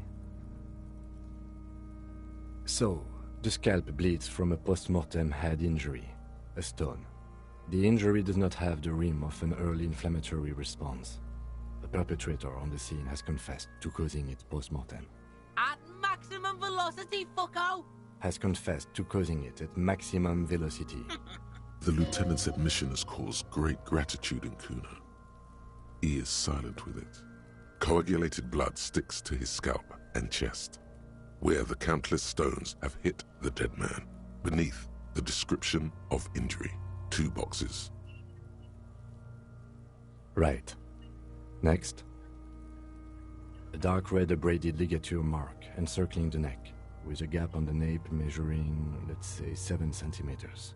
The hyoid bone is fractured, the cervical column intact. I see hemorrhaging on the skin, above and below the ligature mark. Depth of the mark, 1 centimeter. No signs of clawing on the neck. Below the note, 2 customary boxes wait to be ticked. The man's head jerks to the side. The ring around his neck is visible.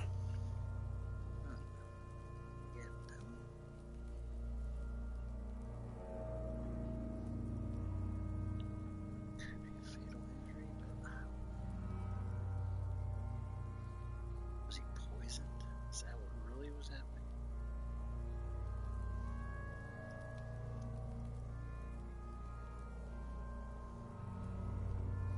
That's it. We have established cause of death. It's not much, and it leaves much to be questioned. But it's a start. Let's wrap this up.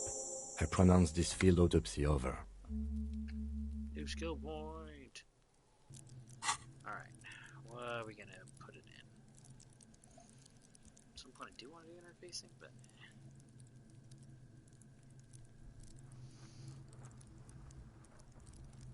At some point I might put another point or 2 in electrochemistry, but... I don't want my guy to go using tons of drugs. But then again, he should know what they've done to him.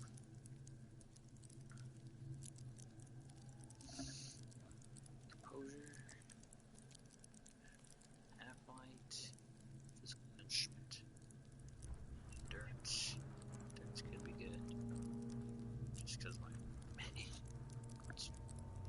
physique is so low. Let's see. Authorities, war, suggestion. Conceptualization could be good. Drama. High levels, we're doing stuff with thespian. However, with low drama, you cannot lie or certain. There's a lot of cop you can't do either. Cover, so assume to be lying 6 feet in. Okay. This is low, but at least it's better than nothing. Let's see.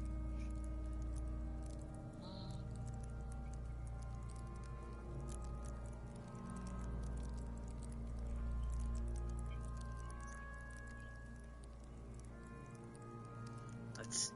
I don't wanna get better. Either suggestion or authority. Maybe a 6 won't hurt to have an authority.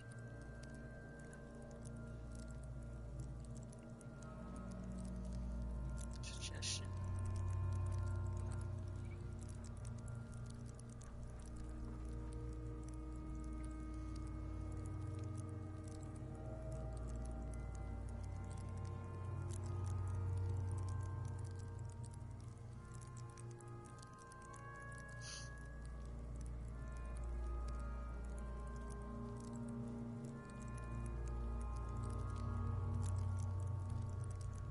Let's have a little fair.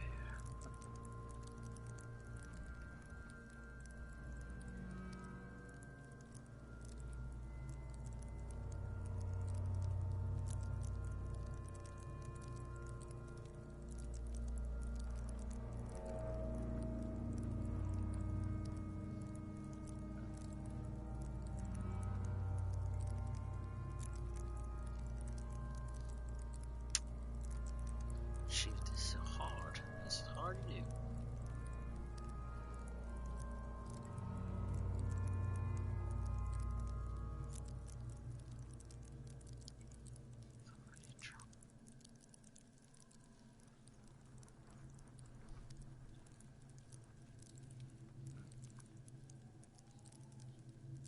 media, conceptualization.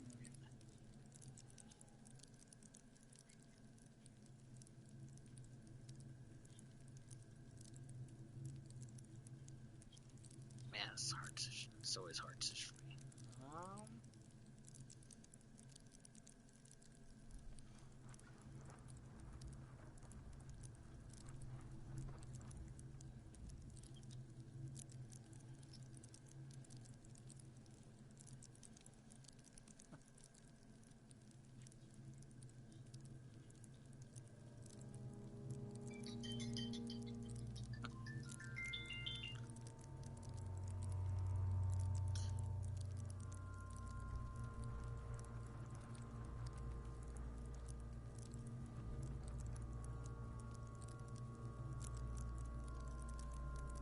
Part of me wants to do drama, but maybe conceptualization.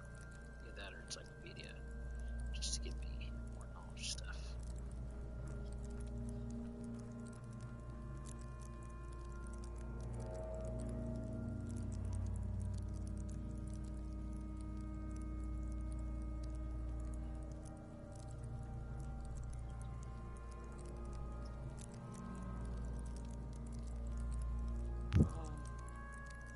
Might do endurance soonish, but let's see.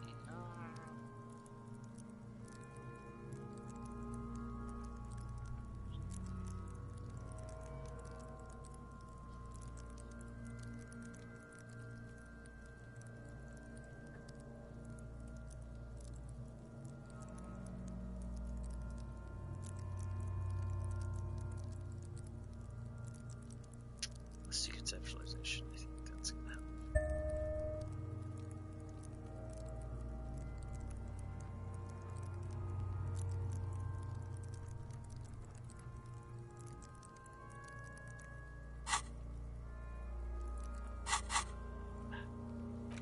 Perform field autopsy.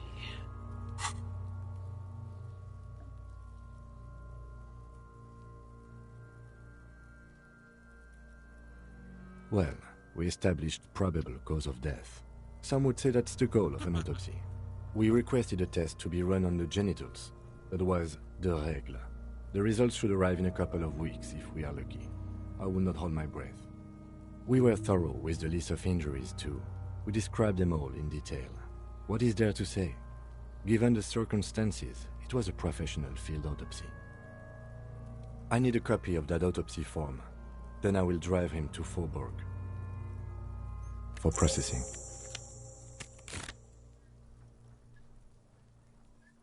He's thinking, did I miss something?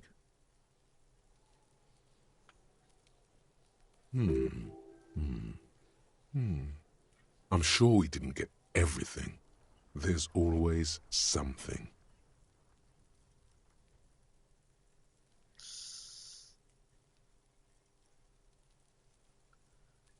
I wish I could change my stuff.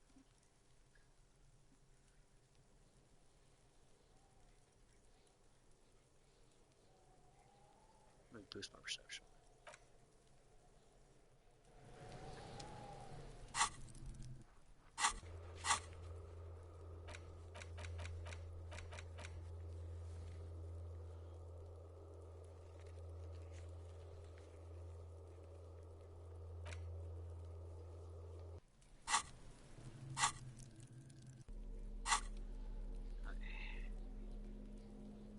Perception, right?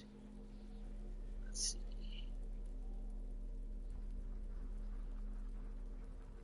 Endurance, fire, interfacing, empathy, shivers, work.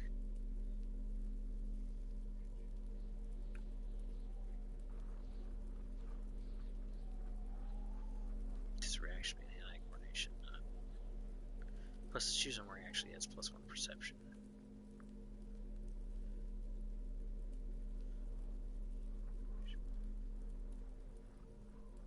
So this.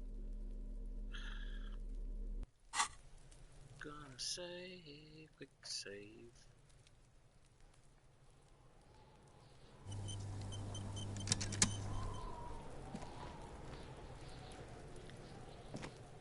The man is decomposing visibly now.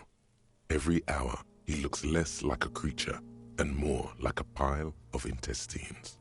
The lieutenant adjusts his glasses and takes a deep breath. Don't like to establish probable cause. Yeah, I didn't think so. You run your hands over the victim's cold body, his limbs, his torso with its swollen organs. Maybe you should be more thorough. The genitals in his breeches continue to be unnoteworthy. You see the... Can't get enough of that dick. Do you think we missed something? You can't shake the feeling that there are more secrets concealed in the flesh before you. Okay, well, we are in livor mortis here. He is disintegrating. We need to refrigerate the body if we want to conduct another examination, and we need to do it fast. Hey, wasn't there a giant ice bear sarcophagus below that building?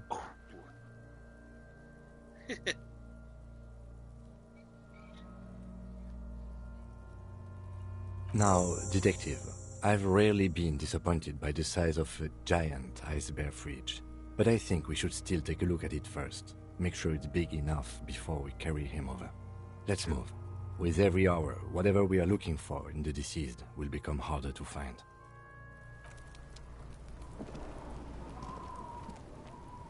You missed a good show before. A kid came by and completely fucked the tree to pieces. He fucked the tree up! Fucked it good! It was porno!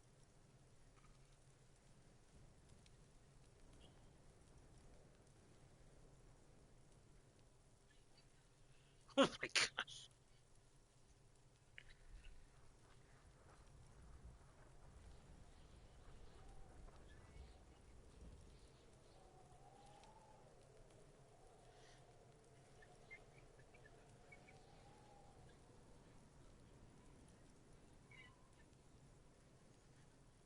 Don't like them using that language, but at the same time, I think saying this is just going to upset more.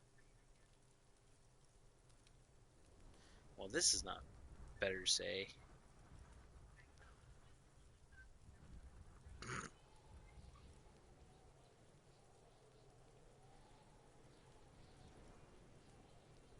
Stop choking, Kuno! The faggot has got you in a chokehold! Kuno's not fucking choking.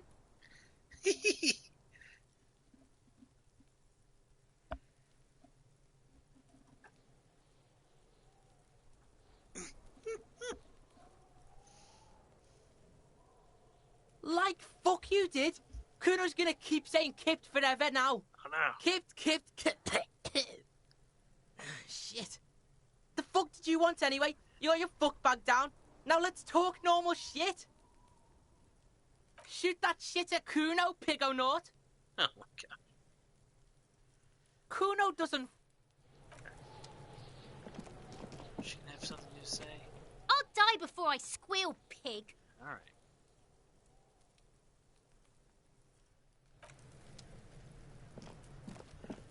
Gotta hurry and check this damn thing.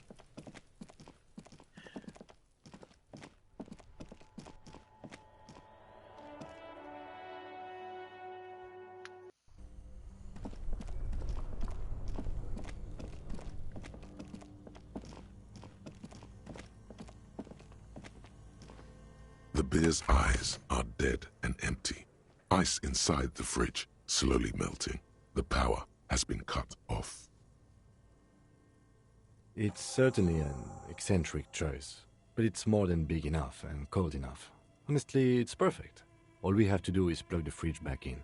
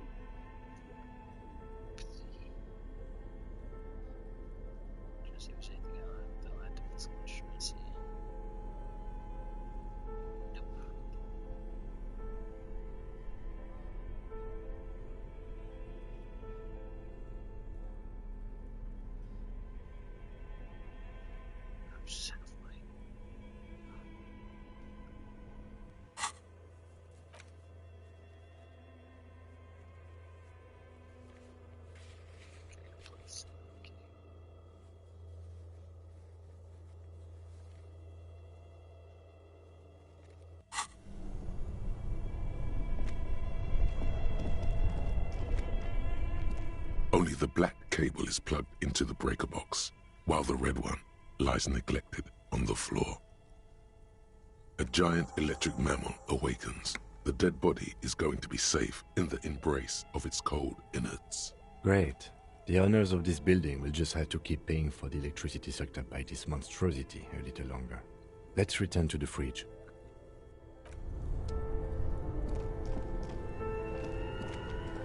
This orange machine is buzzing like an old submarine. It has a hand-cranked ice cream churner on top and an electric freezer that appears to be frozen shut. Man, it wasn't for that frickin' Privar, man. It's anti-world dying. Oh, okay.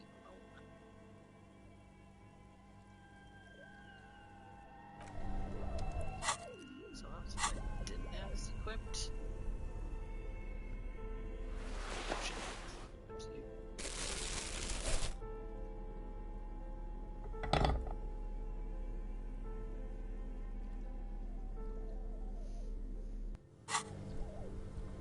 This orange machine is buzzing like an old submarine. Okay. It has a hand-cranked ice cream churner on top.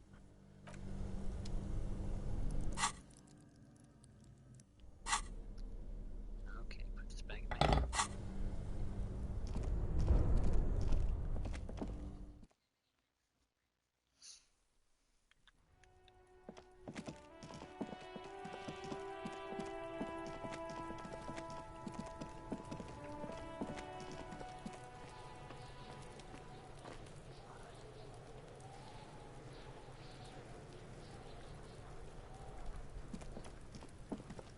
The man is decomposing visibly. The lieutenant adjusts his glasses and takes a deep breath.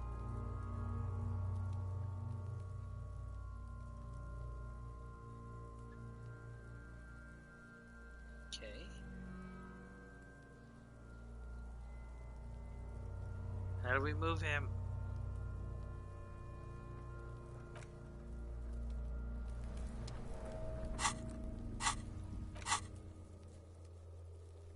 Oh. Talk to Kim? Yes?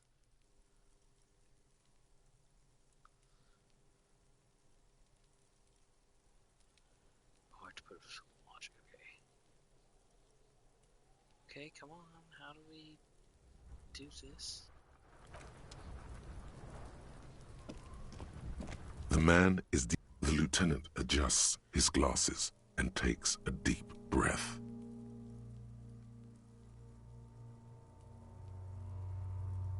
I thought we decided to leave it to processing. Damn it.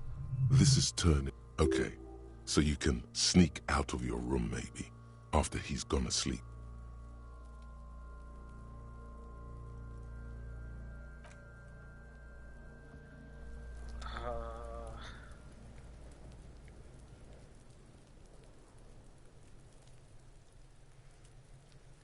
There's some other way to get Kim to help me move this body. My hands have to be empty, maybe? Let's try that. The man is... The lieutenant adjusts his glasses and takes a deep breath. Shoot, Looney Rooney. Come back later, Corpo. Amuse yourself with my frank manners and my memento mori features. If possible, also, see me in your dreams.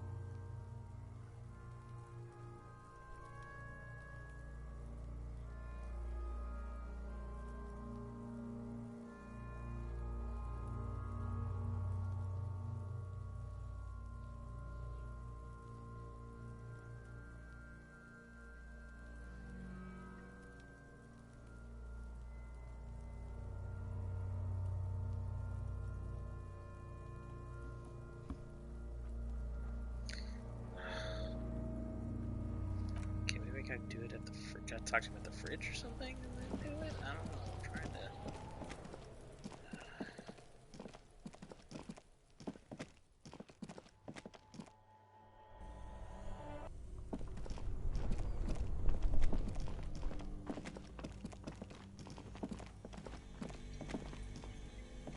The bear's eyes are still glowing red, watching over all the ice cream wrappers. Of course. I'll take the head, you take the feet. It's not going to be the easiest thing in the world, but we'll manage. The two of you. Easily. The body is heavier than you expected and stinkier. It takes half an hour to get it down to the basement. Then 10 more minutes to stuff it into the fridge. Gosh. The lieutenant takes a step back to admire your handiwork. Beautiful. A dead body in an ice bear fridge. This is some of the best police work I've ever done. You've definitely earned a drink after this. Perhaps even some pagan rites.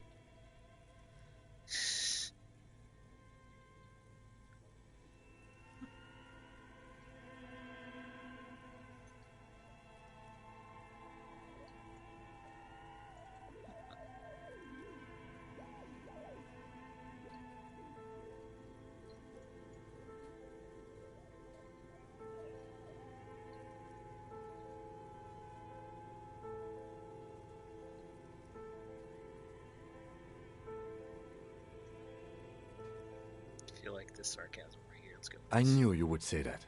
I knew this would lead to drinking. No, no more. This is paganistic enough, and it does not leave this room. Joking, kid. Come on. He means it. He doesn't want to be the ice bear cop.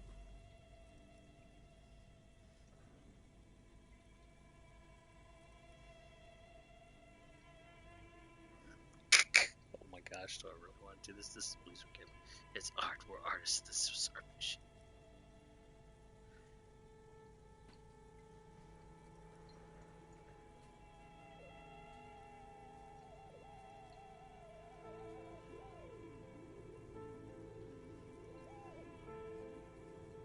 Did we though? Okay, maybe we did. At least we've stopped the body from decomposing further. Now you can conduct another inspection under controlled circumstances. Inside the icy realm of the ice bear fridge, the corpse stands slumped, waiting.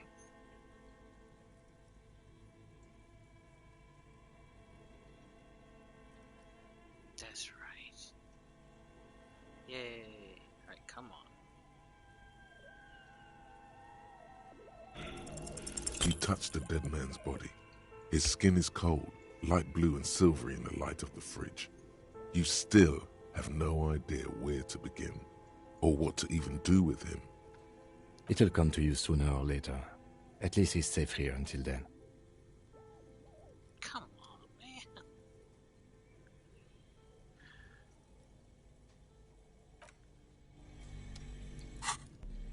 Killing me, Smalls.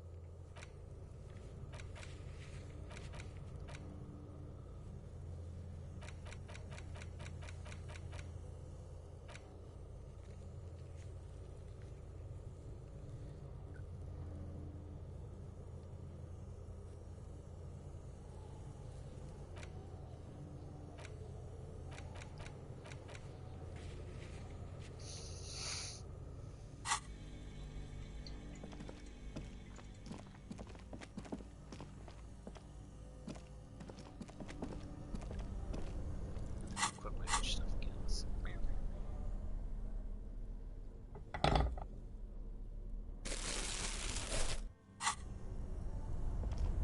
Maybe time for a sandwich. Did I forget to call the damn library time again?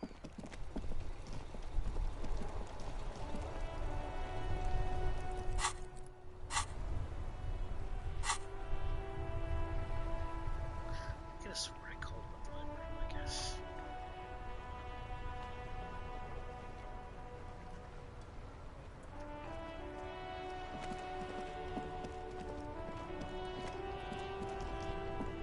Inside, you see a set of steering levers, a radio microphone, a pull-out toolbox, and... This is Precinct 57. How may I assist you?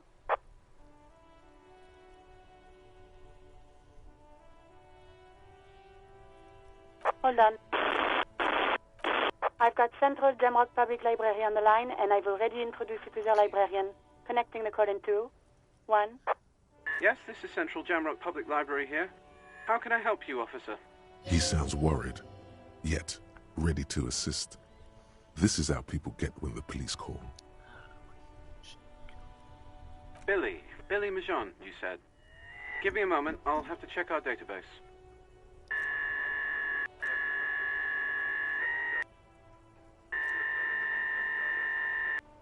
On Moreau Drive in central Jamrock, in a darkened hall lit by orange desk lamps far away from the noise outside, a middle-aged man taps commands into an old radio computer. A printout falls on the desk. Behind him, a lonely reader scours some dusty bookshelves, looking for a paperback. Yes, hello, are you still there? I found Billy Majon's home address, is that alright? No phone number, unfortunately. They're too poor to have a phone line.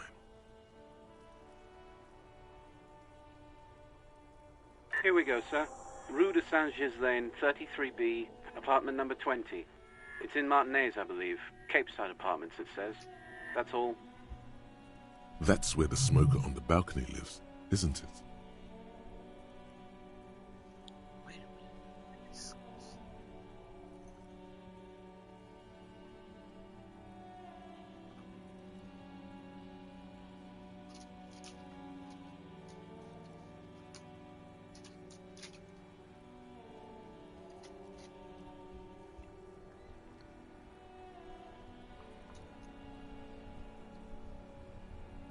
It says here that they returned their last book just a few days ago, but I wasn't at work that day.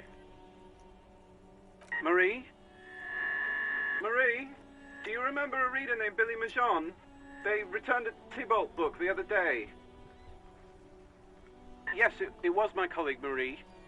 She said that it was Billy's husband who returned the book. He also asked for this new sci-fi release, Lowe's Radio City 87, but we don't have it yet. Billy's husband? Her name is Billy?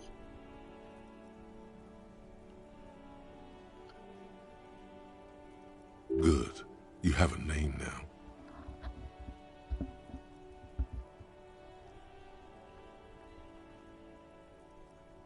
Marie knows Billy. She's been working here longer than me. Sometimes her husband returns some books for her. And then goes for a little drink later. On the lookout.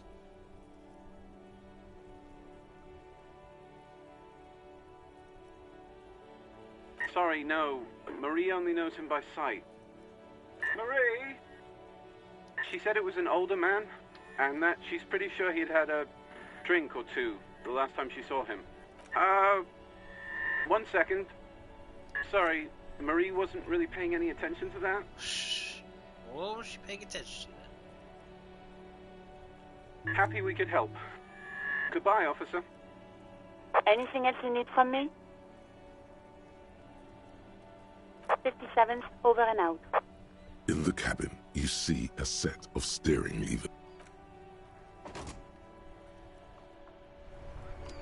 Alright, okay. Dead body on the boardwalk, television parts of the bad news. Oh. Alright. This is my plan, but time to go deliver bad news. To the...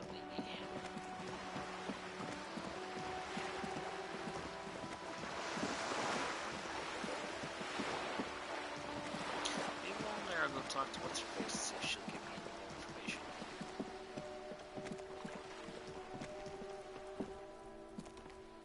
Just an ordinary wall. Nothing to see here.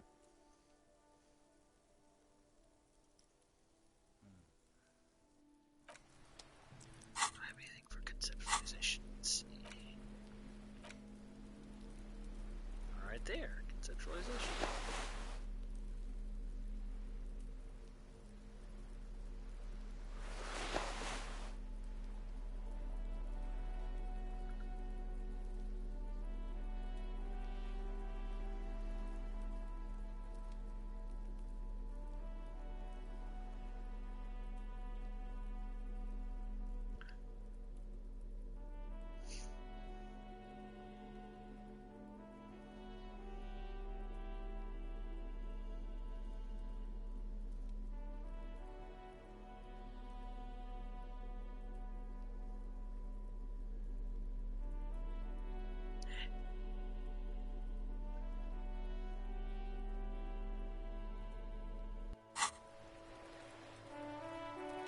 Just an ordinary wall. Nothing to see here. Sure, let's try it.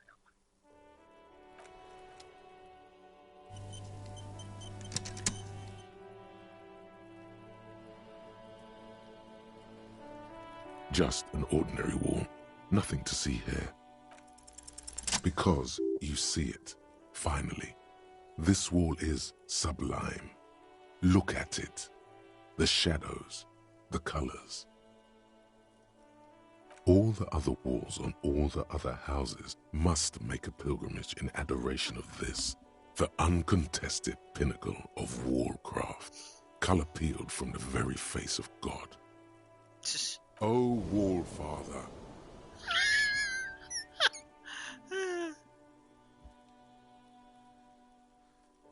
Oh, Father God.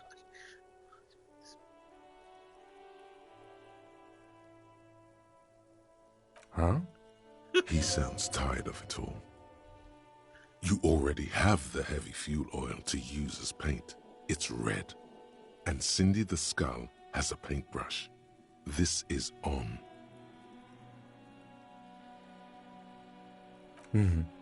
Sure. Draw nourishment from his beauty. If you must. That's right, she said the skull.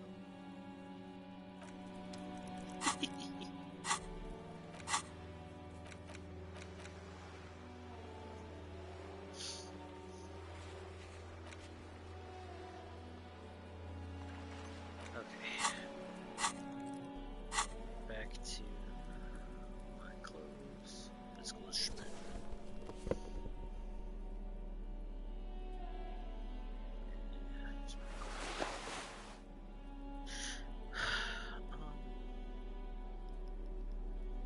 These pants add sample for a physical instrument. But considering we're about to deliver bad news to this lady, let's put on these regular black jeans for some comfort.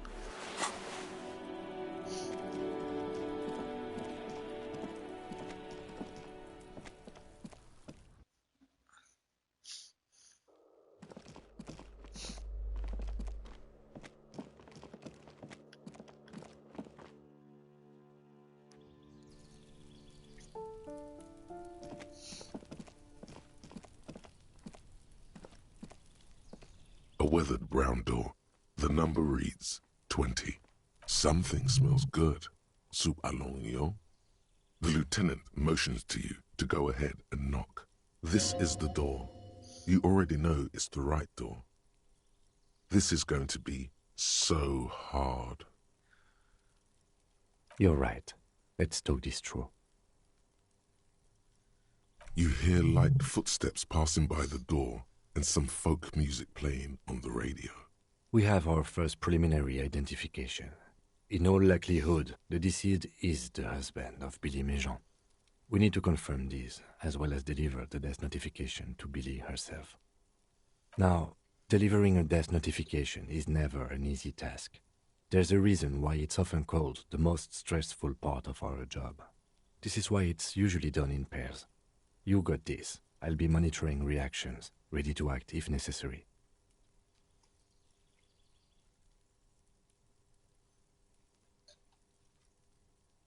Dad, just don't say that you know how they feel. You don't. Good advice. Yes, it's hard. But there is no easy way to handle this information. It just has to happen, as soon as possible. The lieutenant motions towards the door. Hello? Who is it? And someone turns down the radio.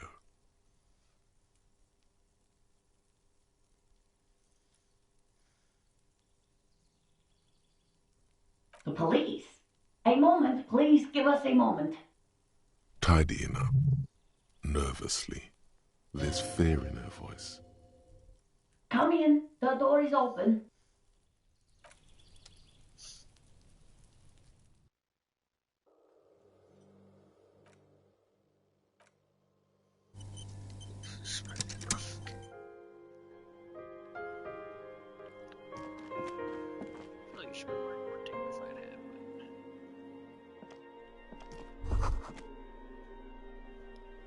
It's you from the book stand. Did you come to bring my cockatoo back? I don't think I introduced myself properly. I'm Billy. Would you like something to drink? Tea? Lemonade? We're out of coffee. The lieutenant has taken off his foggy glasses and is busy cleaning them in his handkerchief for now. You're on your own here. He must feel vulnerable without his glasses. Is this why he's letting you take the lead? Is this about Victor, my husband?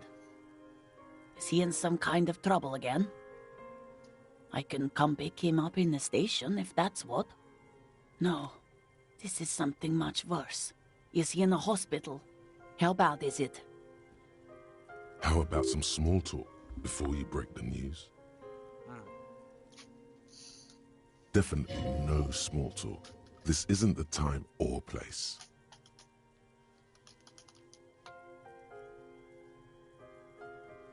Whew, good thing I got that huge old... It's supposed to be impossible, but Kim's here. Identify the jacket. Library card, discuss things through with Kim, Lieutenant's handkerchief. Plus also got good empathy, so...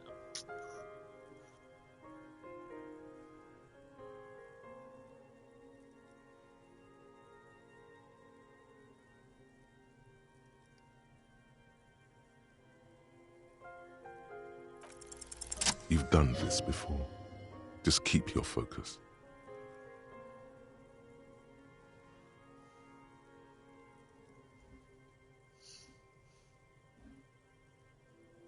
Yes, that's the most important thing. Use that word. No euphemisms. This is what you came here for.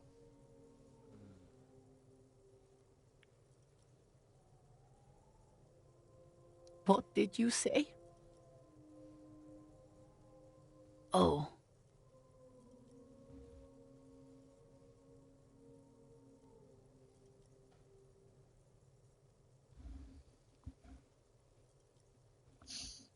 Oh. But he was just...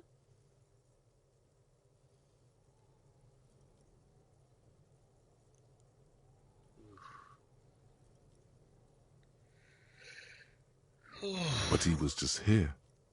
Alive. We understand this comes as a huge shock. I want you to know that me and my partner are here for you if you have any questions. Take your time, ma'am. What happened to him?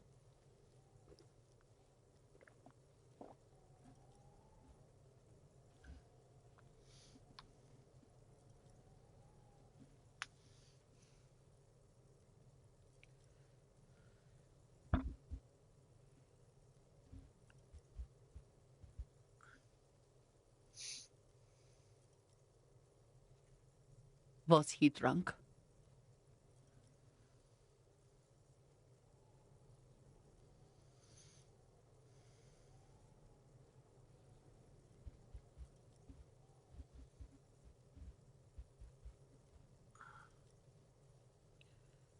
I see. And you just found him there, lying in the cold. How long had he been there? If you say 2 days maybe, it will be etched in her mind forever.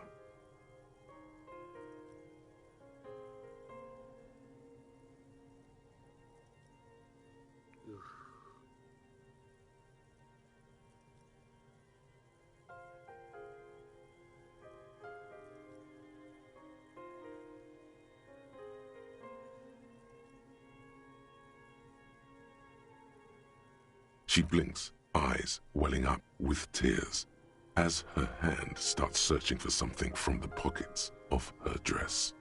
The handkerchief.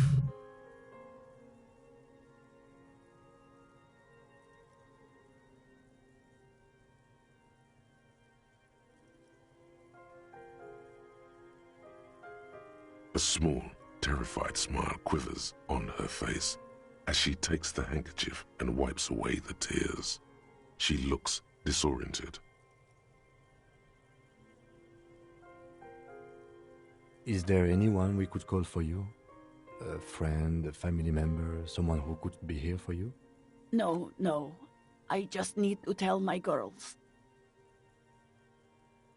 God, should I call them? Should I tell them to come home? No. A day.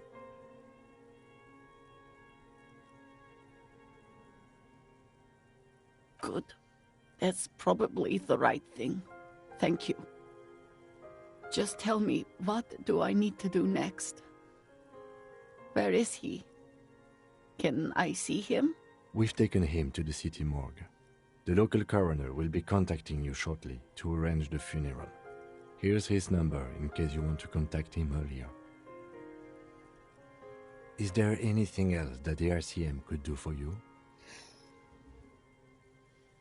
No, I'll call you if something comes up. I'm still...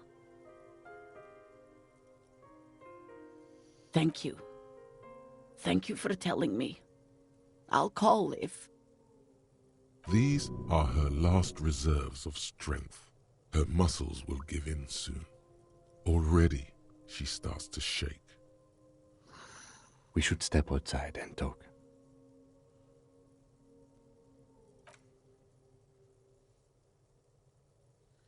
Dang it, I was trying to look in the room. I wasn't trying to talk to her yet. Okay. I hate to redo this part, but part of me wants to load. Oh, I'm loading. Only because I didn't mean to talk to her. Oh, I have to go through all that all again. Oh, I got really quiet there because... Yeah, well, I don't know exactly... Again, this is a story, whatever. I don't know exactly how the link feels, but...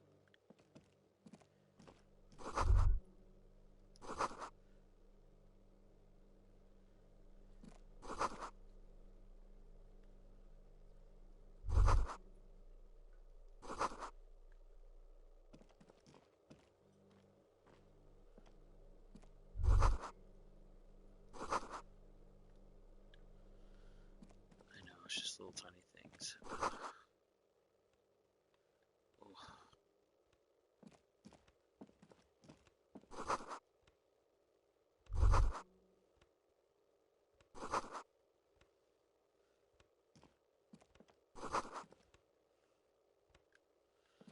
Okay, maybe there wasn't too much else to learn from this, but I just felt like I had to do all that stuff. It's you from the... I don't think I... The lieutenant has... He must feel vulnerable without his glasses. Is this why he's letting you take the lead? Is this... No. How about some small... Definitely no small talk. This isn't the time or place.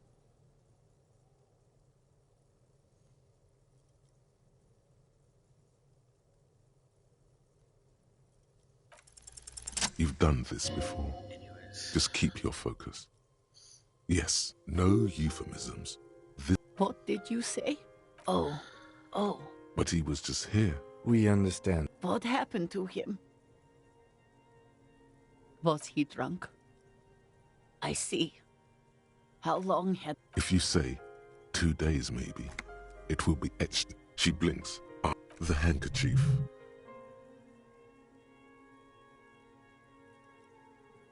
Yes, thank you. Is there anyone we could call? No. I just need God. No. A day. Good. Just tell me what... We've taken him. Is there any... No, I'll call... Thank you. These... We should step outside and talk. Anyway, my friend passed away recently, so I kind of understand the sentiment of, again, they were just here alive. Especially when they take it too soon.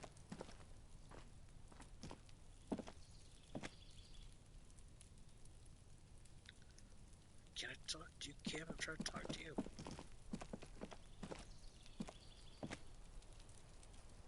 Okay, why is this not working? You did well.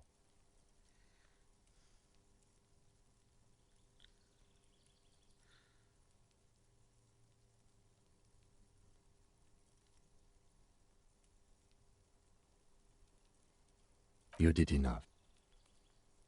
Can't save the whole world, you know. Can't bring the dead back.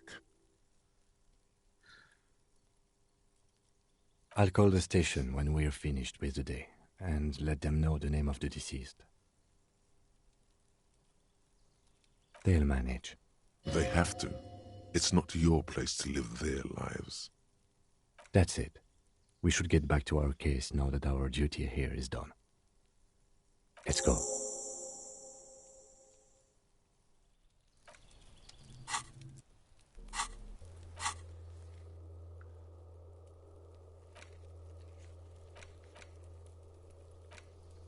Alright, time to bounce back from this by talking to some dude.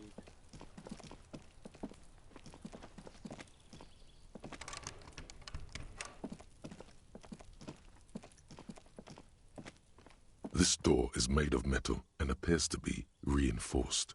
Someone here really values their security.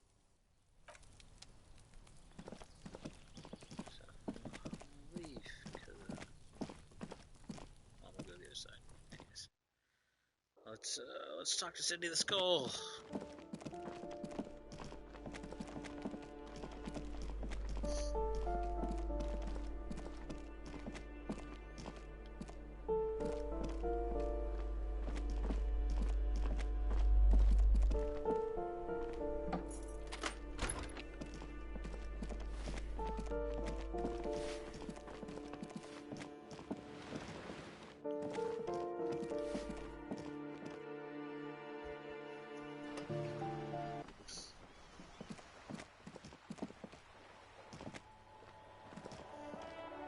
Hello again, officers. Have you come to admire my mural?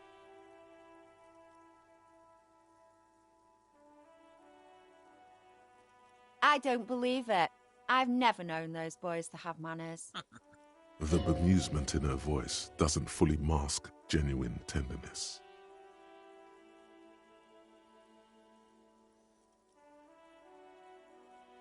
There'll never be skulls, but their hearts are in the right place. Fat chance. But you can still do your part to revitalize the neighborhood. She throws you a conspiratorial glance, then presses her finger to her lips and squints up at the sky, as though straining to hear something in the distance. Have you noticed the quiet? Every so often, you might hear a gunshot pierce the air somewhere in Jamrock. But in Martinez, no gunshots, no sirens. The people are languishing in boredom and complacency. This place is a sepulchre. We'll paint it red. We bring the raucous. You bring the sirens. Okay, hopefully stop talking about blood. What is it with these skulls and cooperation? They have to be the nicest violent street gang in Rivershore West.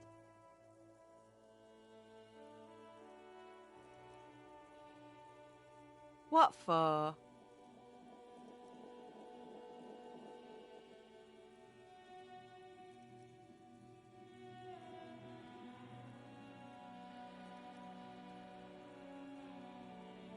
It's for art.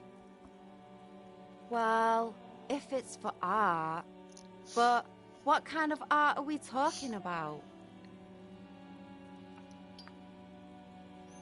Everything's sad and shit. We just need art to make it okay. Just give it. I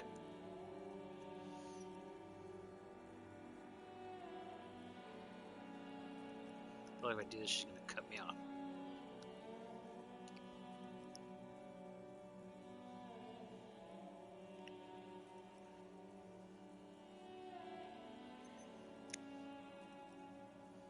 Sounds like you're just about to live out your self-pity, not make a statement.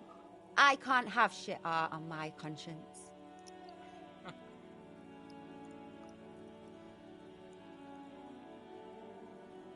There, Piggy. I guess art just isn't really you. 'Cause you suck in life and in everything. Oh, conceptualization and red check. Ooh.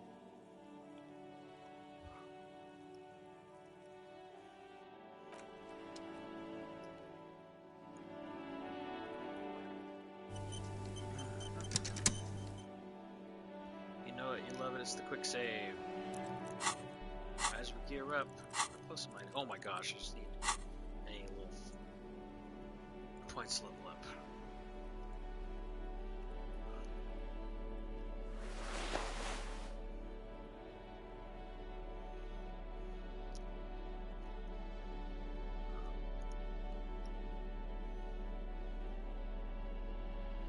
It's conceptualization, right? That's all I need to add to her. Which is this.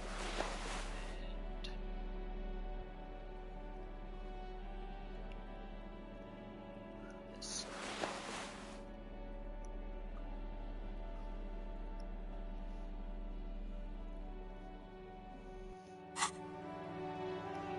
Hello again, officers. Have you come to admire my mural? I'll have to do it later.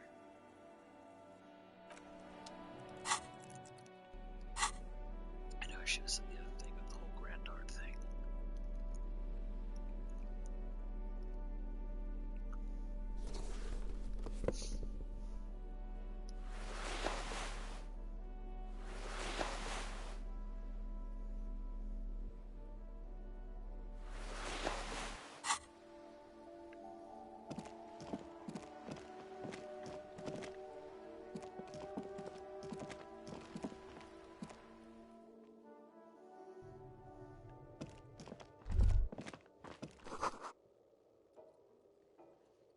Reds of the city. Okay.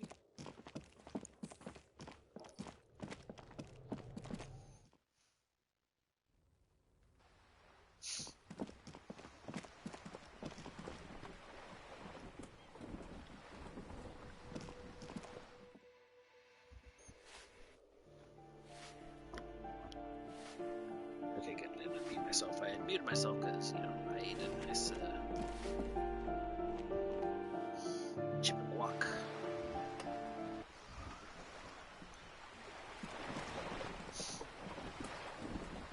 Okay, I already got my badge. Slave select all that crap until I figure out the situation.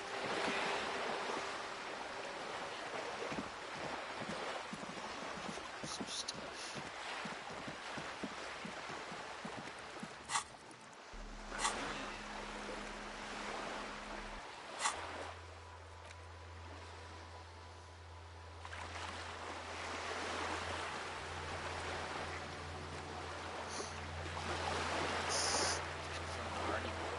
It's either that or go.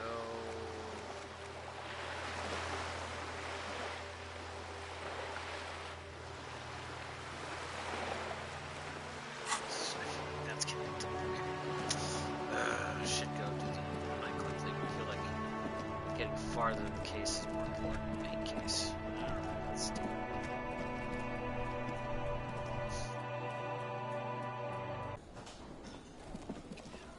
Check. Make sure there's nothing else with authority I should be wearing.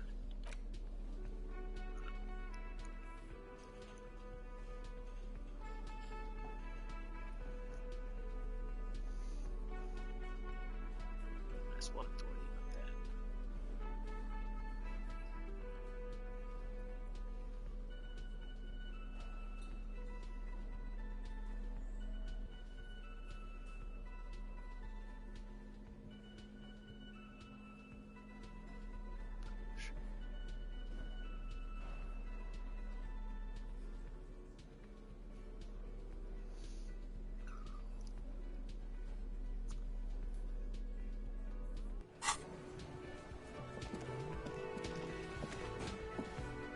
Hi again, gendarme.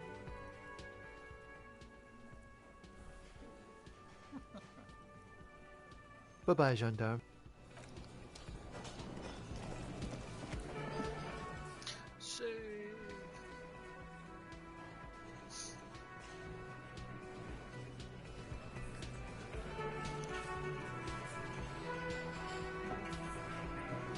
check out this thing now? Now that the body's gone. Again, you find yourself looking at that big old window. Just don't talk,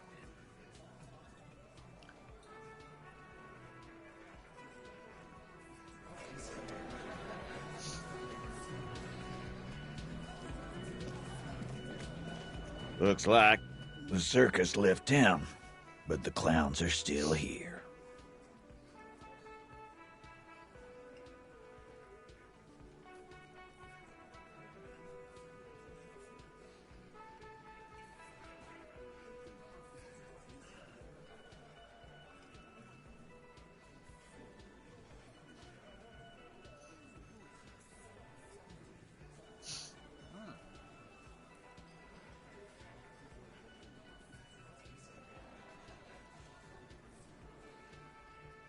Oh, so you went and talked to my mommy, and now she's making me play with you. Is that it, lawman? And what's gonna happen if we don't? You gonna go and tell on us?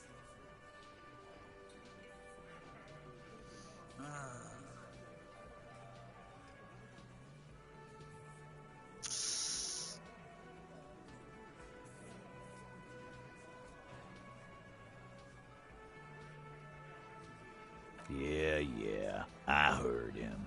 Now fuck do you think I'm doing here? You'd have your ass handed to you if it wasn't for the boss man's word. Let me state this very clearly, capo.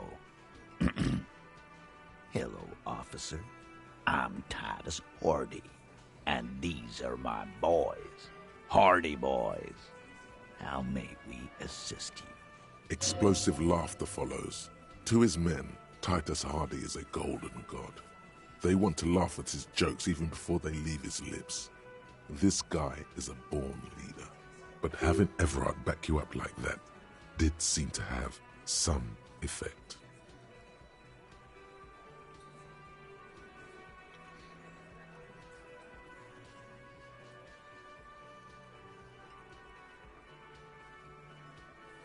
That's good.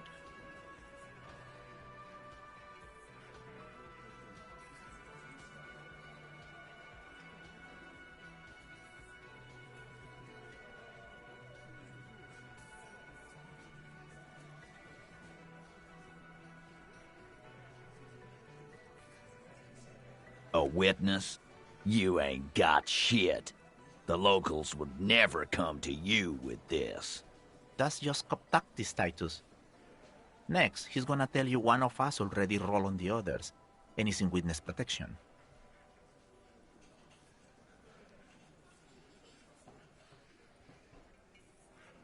Well, let's hear it then. Who is your mystery fella? This goes without saying, but nonetheless, don't give out his name.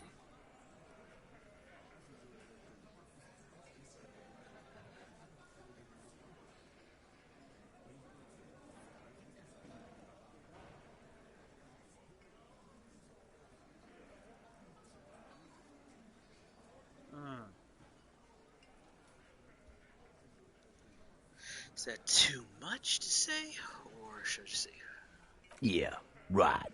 Like we wouldn't know if an MI plant was in our town. Nice try, right? MI is short for Moral Intern. Moral Intern is short for Moralist International, the coalition that runs Revachol. I've seen this shit a million times, Titus. Fly fishing. They are desperate.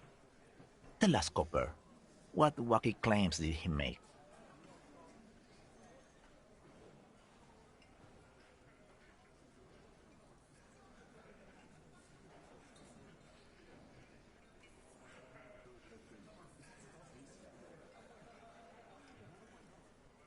It's you assholes that feel the need to go around like a fucking brass band. The Hardy boys are dead silent. Yeah, it's like they put cowbells on you before they send you to the streets. What's with the cowbells, policeman? They're avoiding having to answer this question. We were drinking, weren't we, guys? I hit the bottle hard. I was drunk as fuck. Right, I'm convinced, Glenn. Nothing off here. Just a regular hanging. Bullseye. Glenn looks around uncomfortably. The lieutenant hit a nerve.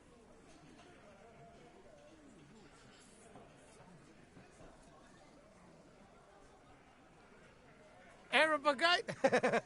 Boss, I think he's trying to say me and Theo. Well, yeah. What is confusing you? Eugene, Theo, and Elaine were there, too. I already told you. We were all there. Oh shit, that's not what I meant to hit. Shoot, no. Whatever, that's that. Those flaccid MI cocks with their culture language. Everything's a surreal play or sublime whatever. Doesn't mean anything. It means the whole scene was long and drawn out, like it was from a film. What is this fella's problem? Sorry we didn't make it more action-packed. It wasn't the first thing on our minds, you see? Shanky. It's Shanky, right? I thought there's something wrong about the lynching story. Now I know there was. You don't know shit. I know you are lying, Shanky. You didn't break this wagon fort, but you did manage to rattle the people inside a bit. Some witness. I pulled the same shit. Came up with some shit, then went and said it to people. Get a reaction. Don't have to go to cop school to try that. You don't have to go to school for shit. I never went to school, and I'm doing great. You're doing a hell of a job, man. Hell of a job.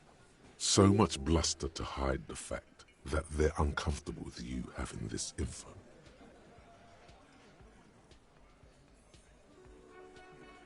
Like hell you have. There is no local drug trade. This place is as clean as a rifle. Go back to Jamrock and ask the local junkies how clean your streets are in Precinct 41 Kilos. We'll do that. In the meantime, did you know that there's an abandoned lorry at the intersection that was used to move raw ingredients for drugs from Terminal B to Jamrock? The person driving it was present at the hanging. It was one of you. We've connected the footprint. Detective, do you want to deliver the coup de grace? No, the thunder is his. Leave it to the lieutenant.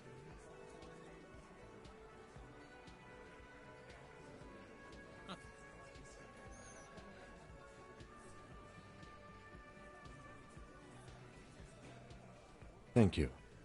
You're right, Titus. There is no local drug trade because it's all controlled by you. You're the drug trade. That's a mighty interesting theory. I guess that's what you would need to do, theoretically. A big, strong, state-run monopoly would outcompete the runts on the street. Yeah, man. Theoretically, that's what you would do. To get rid of the gangs, the dealers, even some of the junkies. You would need good, trustworthy people to take their place, of course. Hardy men to run such a monopoly. For the good of the community, of course.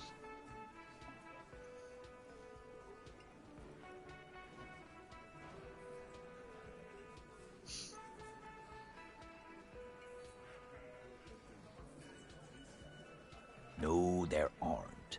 Some little shit and his dad are doing speed. Who fucking who? Stuff's probably from Jamrock. Whatever you've seen is peanuts. Look at the big picture, man. The place is a paradise. And all thanks to Hardy Boys. Theoretically, of course.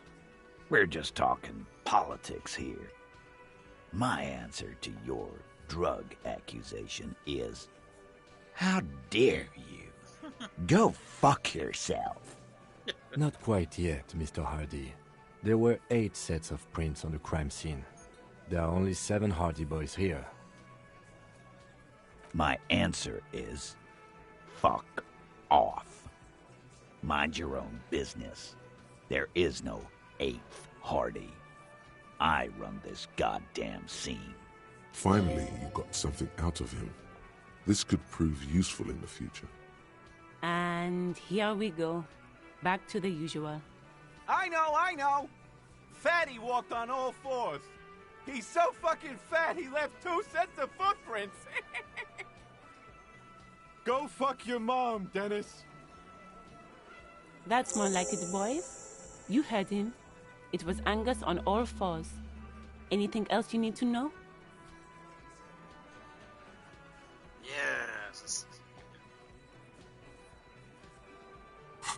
Also, if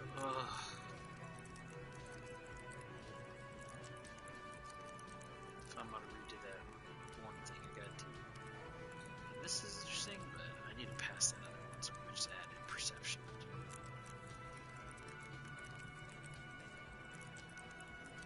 Jeez.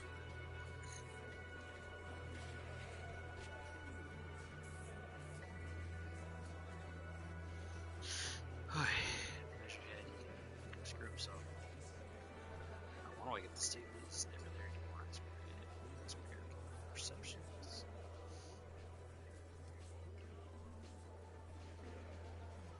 Safety plan. Logic.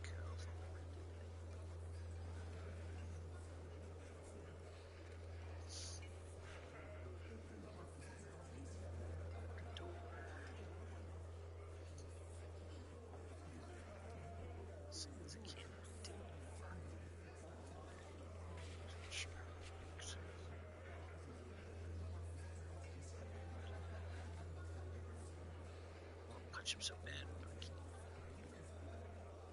Should have punched him first. Done the thing.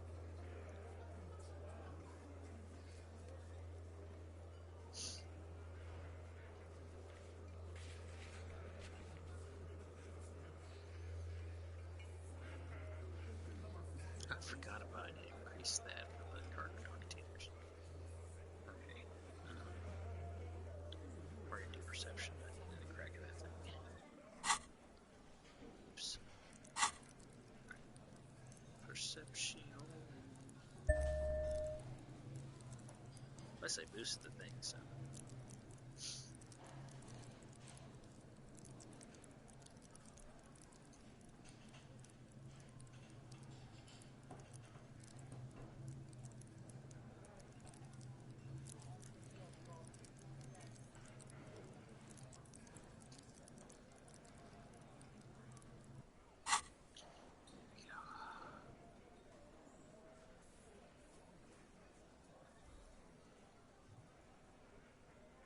Let's do it. As you look around this room full of sweaty men, swearing, drinking, spitting out tobacco, does this look familiar? You believe the place was called Precinct 41. It was also filled with, almost exclusively, men, sitting on desks, talking shit and wasting time. You seen Apricot, old Purdue's daughter? Asks Lieutenant McCoy. Replies Torson. The ass on that one. McCoy shakes his head in appreciation. A bit strange the old man named her Apricot, but, I mean, who am I to judge? Wanna hit the kebab joint? Oh my gosh.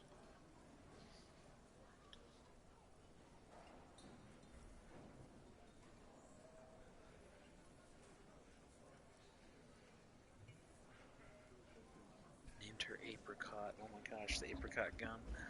Is the chief's daughter? Is that who Harry was married to? Ooh, speculation. Fantastic. Huh? Must be you just like real cops drinking beer and sitting around with your dicks in your hand. You got a problem with beer now?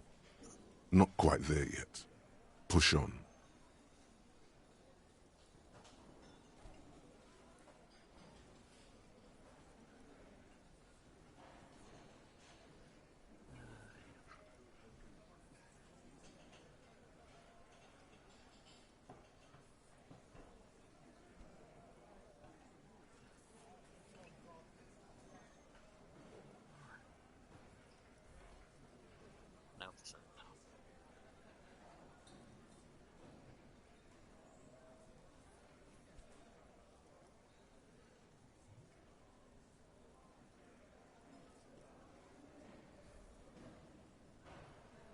Speak for yourself, buddy.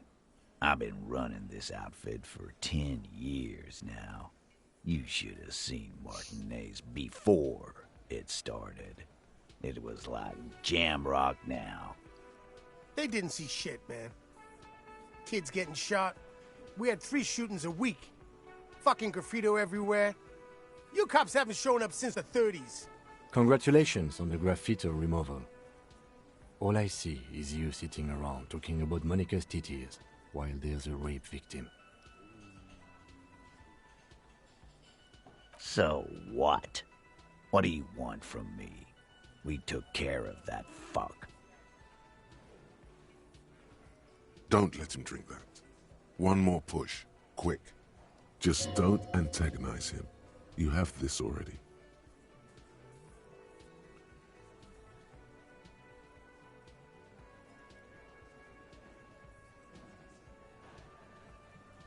Don't tank. So push him. Don't let him drink that. One more push. Quick. And then just so antagonize him. That's right.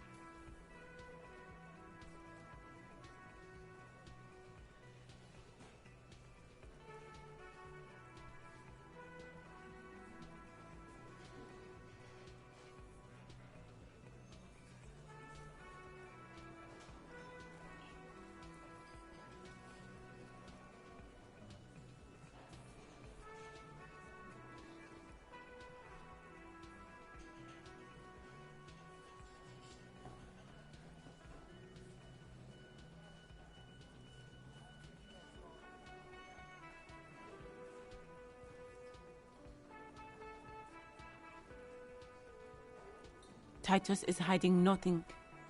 Titus? You want to talk to her? Fine, talk to her. I got nothing to hide.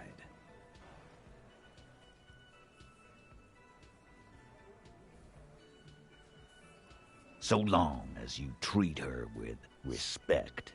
No questioning, no harassing, or you got the freight train of pain heading your way. You understand? What is her name? Claudia. I'm on due. She's staying here at the Whirling in Rags. A real pretty one. Silvery jumpsuit. Blonde. That's I'm on due. With an O-U. It's what's her name up in the other room who I talked to at the beginning of the game.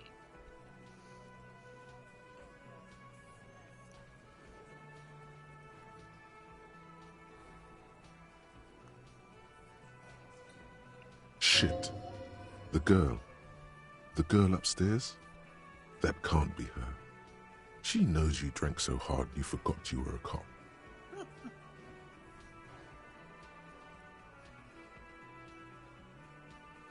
Shit, I don't have the right things equipped either. Oh, shit.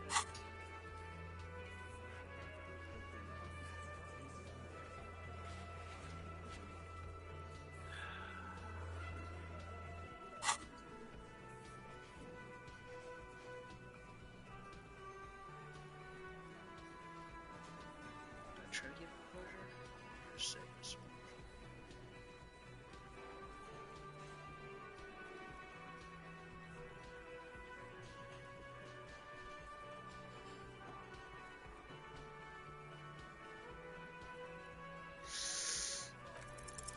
You inexplicably add cool after the victim's name, with your eyes bulging like some wild beast.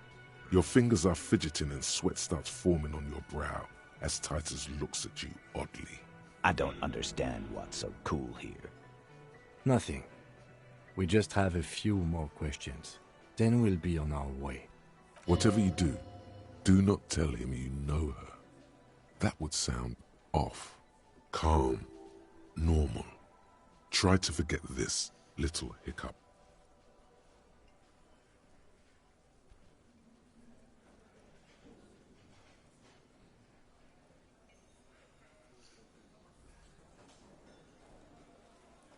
Relationship? There was no fucking relationship. He raped her. That's their relationship. Something is off here. His anger is possessive. Was like that karaoke incident all over again. Or like some of the other girls he was harassing. Okay, enough. All of this is irrelevant to your stated investigation.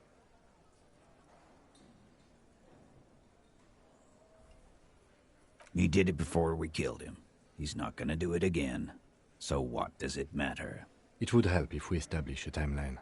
All right. 2 weeks, maybe? I don't know. I need another beer. Here you go, boss.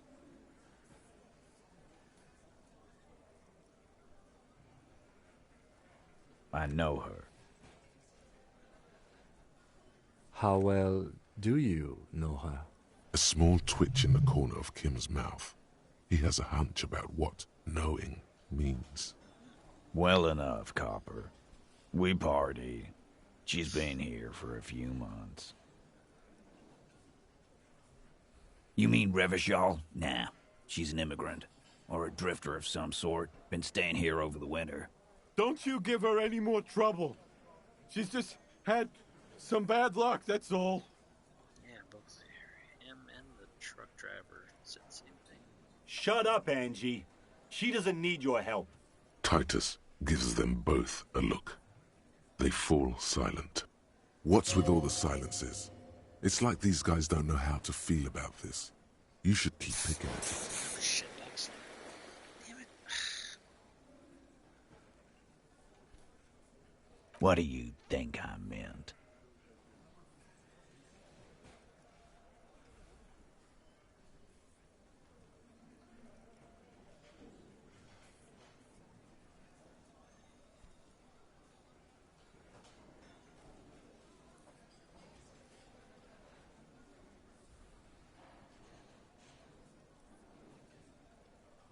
Yeah, pretty much. No, we just fucked. That's all. I'm not gonna give you any details if that's what you're after. So put your dick away. He really went out of his way to seem comfortable with this topic. That's all you're gonna get for now. Don't say that, okay? Remember what I said. Freight train of pain. Again? Seriously, man. Fine. Fire away. Yeah, whatever.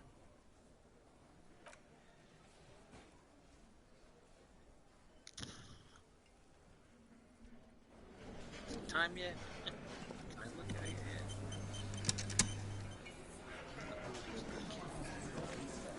yet? Again, you find yourself looking at that big old window.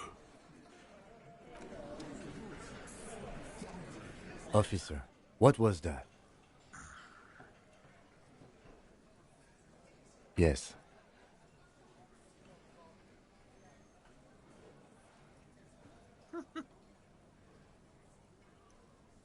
The victim? Is there something I should know before we talk to her? Whatever you do, don't say the first thing.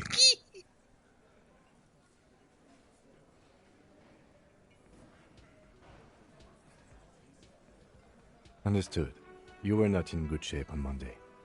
Okay, that's manageable. Don't know if I tried to hit her. I actually don't know if that's true.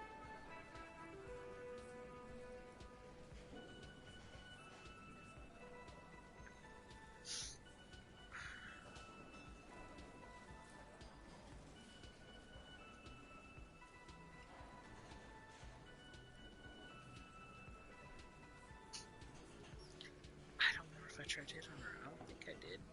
This is unprofessional. Not sharing information with me is unprofessional. His opinion of you has lowered considerably. I don't know that he... Yes?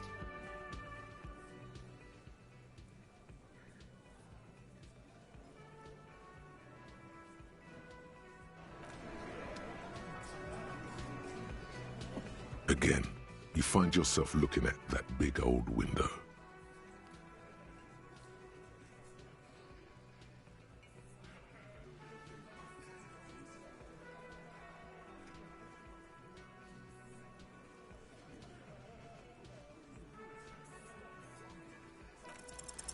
There's a yellow ribbon tied to one of the branches. light yellow, faded with time. A tiny splash of color in the blackness of the thicket, hanging from it, a bronze key. Someone hid the key in the bush and attached a yellow ribbon to make it easier to find. It's close enough to the latch up there. One can slide it open and just take it. Surely not a coincidence. Huh?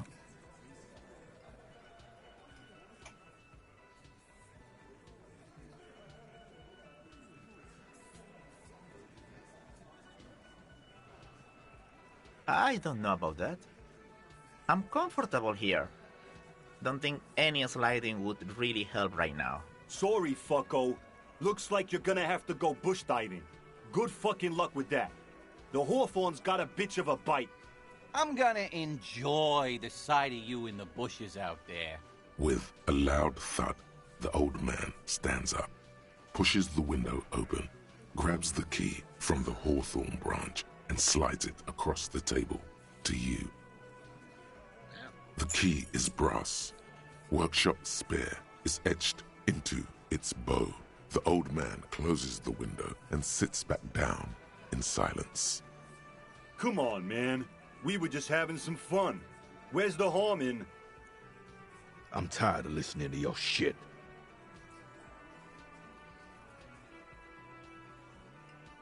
Don't thank me. I don't give two shits about your key. There is a silence around this man's words. Unlike Titus, they're afraid of him. That's the type of respect he commands. Didn't even know it was there.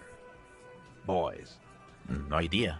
Never even seen it. Someone must have hidden it there before this room became our place. It could open the door in the kitchen. The blue door. It says workshop spare. Maybe there's a workshop there? It's worth a try.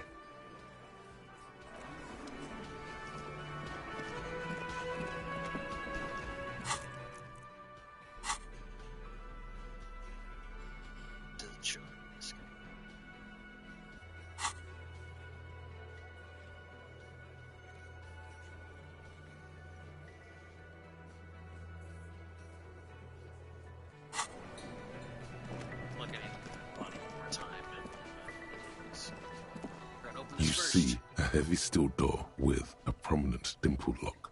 It's painted blue. The key fits the dimple lock. It takes a bit of effort to turn it after all these years. But then, the lock clicks. Dust rises before you like mist. A tomb? Haunted by regal spirits from distant ages. No. Smells like engine grease and cut wood. A workshop.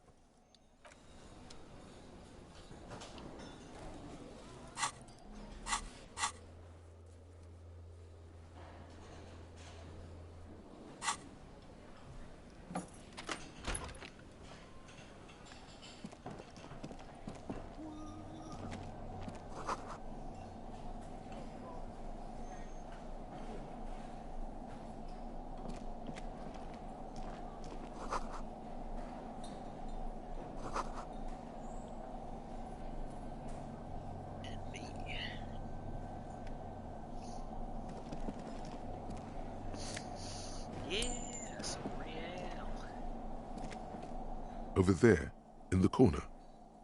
Not just any pinball machine. This is the pinnacle of pinball. Cornelius Gordy and the Mountain Goats. It's lit. You can't wait to get your hands on it. The pinball machine. Gordy's Goats. A classic. A little. Feels like a lot. Too much to play it again. Ah, great. Cornelius Gordy and the Mountain Goats reads the golden lettering on top of the back box. There's a small column of text underneath. The machine is coin-operated. Get the game on, Fingerboy. Those flippers are ready. Above the painting of a mustached man climbing a hill, a column reads, inspired by the legend of Cornelius Gordy, taken on the world's tallest peak, Corpus Muindi. The Mesk legend holds that when the nation is in danger, heroic Gordy shall return and save his people. The theme of the game is to explore Gordy's climb through the perspective of goats and to ascend to the top of the mountain in a time of trouble. The peak of the mountain is at the top of the playfield.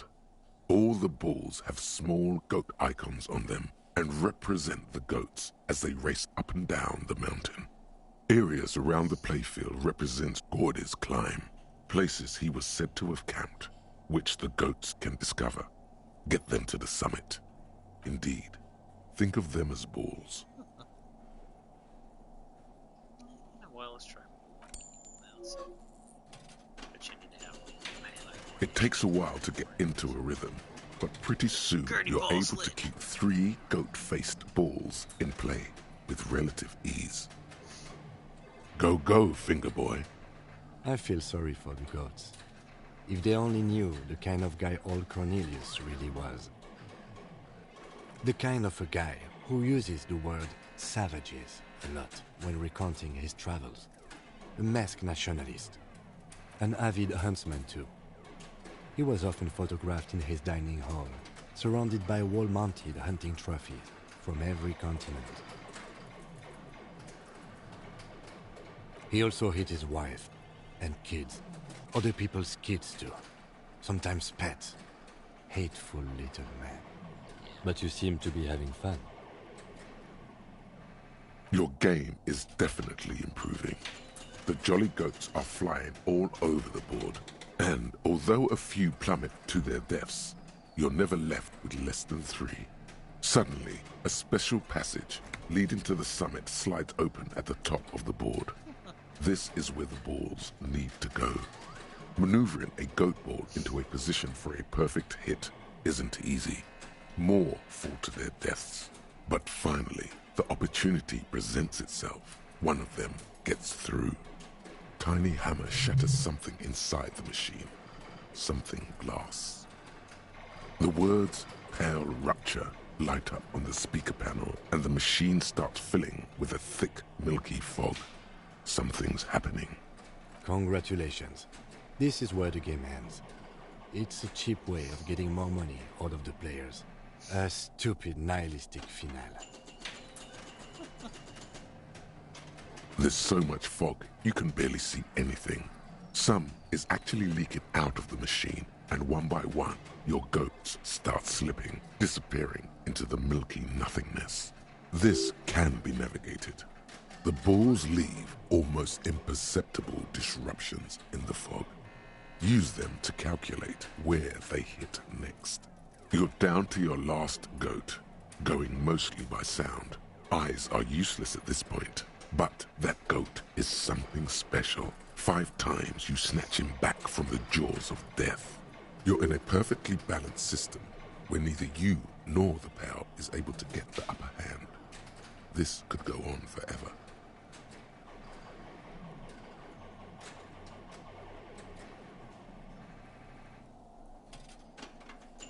I am. I've seen it before. Played it too. You will eventually make a mistake and then it's all over.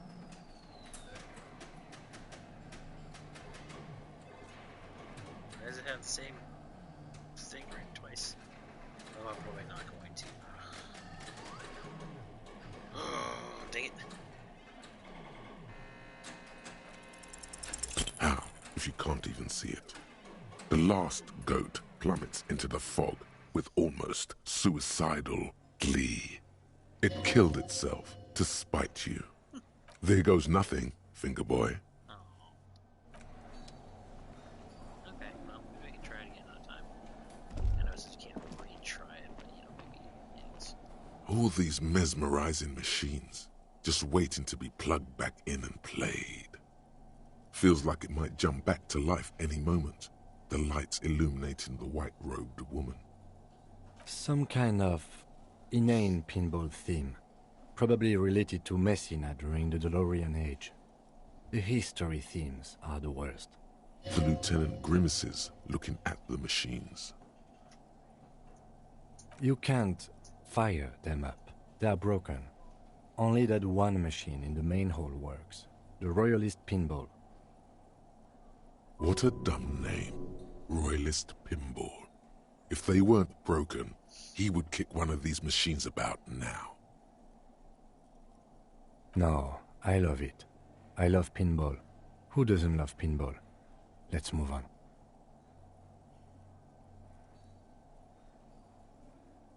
He doesn't.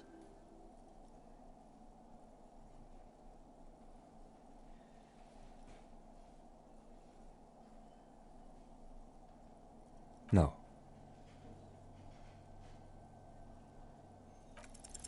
It's strange that he doesn't like pinball. Kim here is a Zeolite. His people are incredibly dexterous. Us? Stop. Okay. I don't like pinball because I had to learn to play it for an undercover job at a pinball ring. And it's a lame, boring, and unchallenging game. There. We can move on now. Super. Tip-top. This went pretty well, all things considered.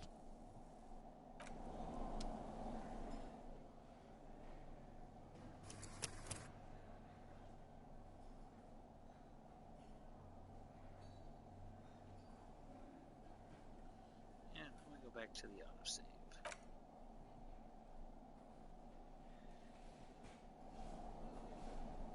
And it's probably, I mean, I'll redo some of that, whatever, but...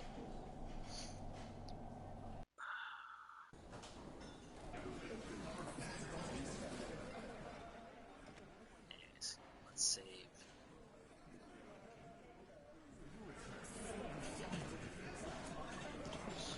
Again, you find yourself looking at that big old window.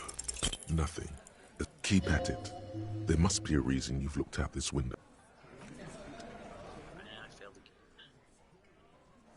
You know what? It's a good point to stop tonight. We'll just redo that stuff. Yeah, no, let's just play it through, not save scum. Oh well. Anyways, thanks guys so much for hanging out with me. Again, next week we'll keep on going with part 10. Man, I don't know how many parts we're gonna have. There's a lot going on with this game. Like I said though, thanks for hanging out with me. If you're watching this on Twitch, thank you so much. Please feel free to give me a like and a follow. That would get notifications on the next time I go live. Be able to jump in the chat and hang out.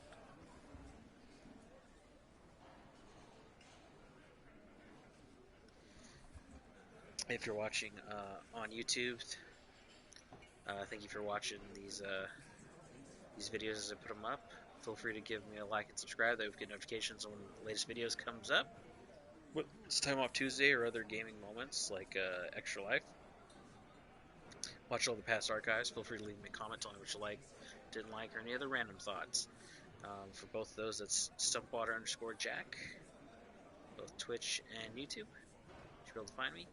And last but not least, again, that name is Stumpwater Jack, and I have a shiny spell shack. Feel free to join my Discord. Links are both YouTube, Twitch, and in the comments here, or not the comments, in the chat. I've left links as well. Feel free to join. Make that an awesome, cool place to hang out, share memes. It's usually the first place I update with news about my streaming schedule, stuff like that, and be able to vote on upcoming games to play and other stuff like that. Like I said, I really want to make it a cool place to hang out, so feel free to join. Share some memes or something. Anyways, yeah. Otherwise, that's it, guys. I will see you next week for another Time Off Tuesday. And until then, remember to bring a little bit of magic to the world. Alright, guys. See ya. Bye now. Oops. That was not the right button. But I disappeared anyways. Goodbye.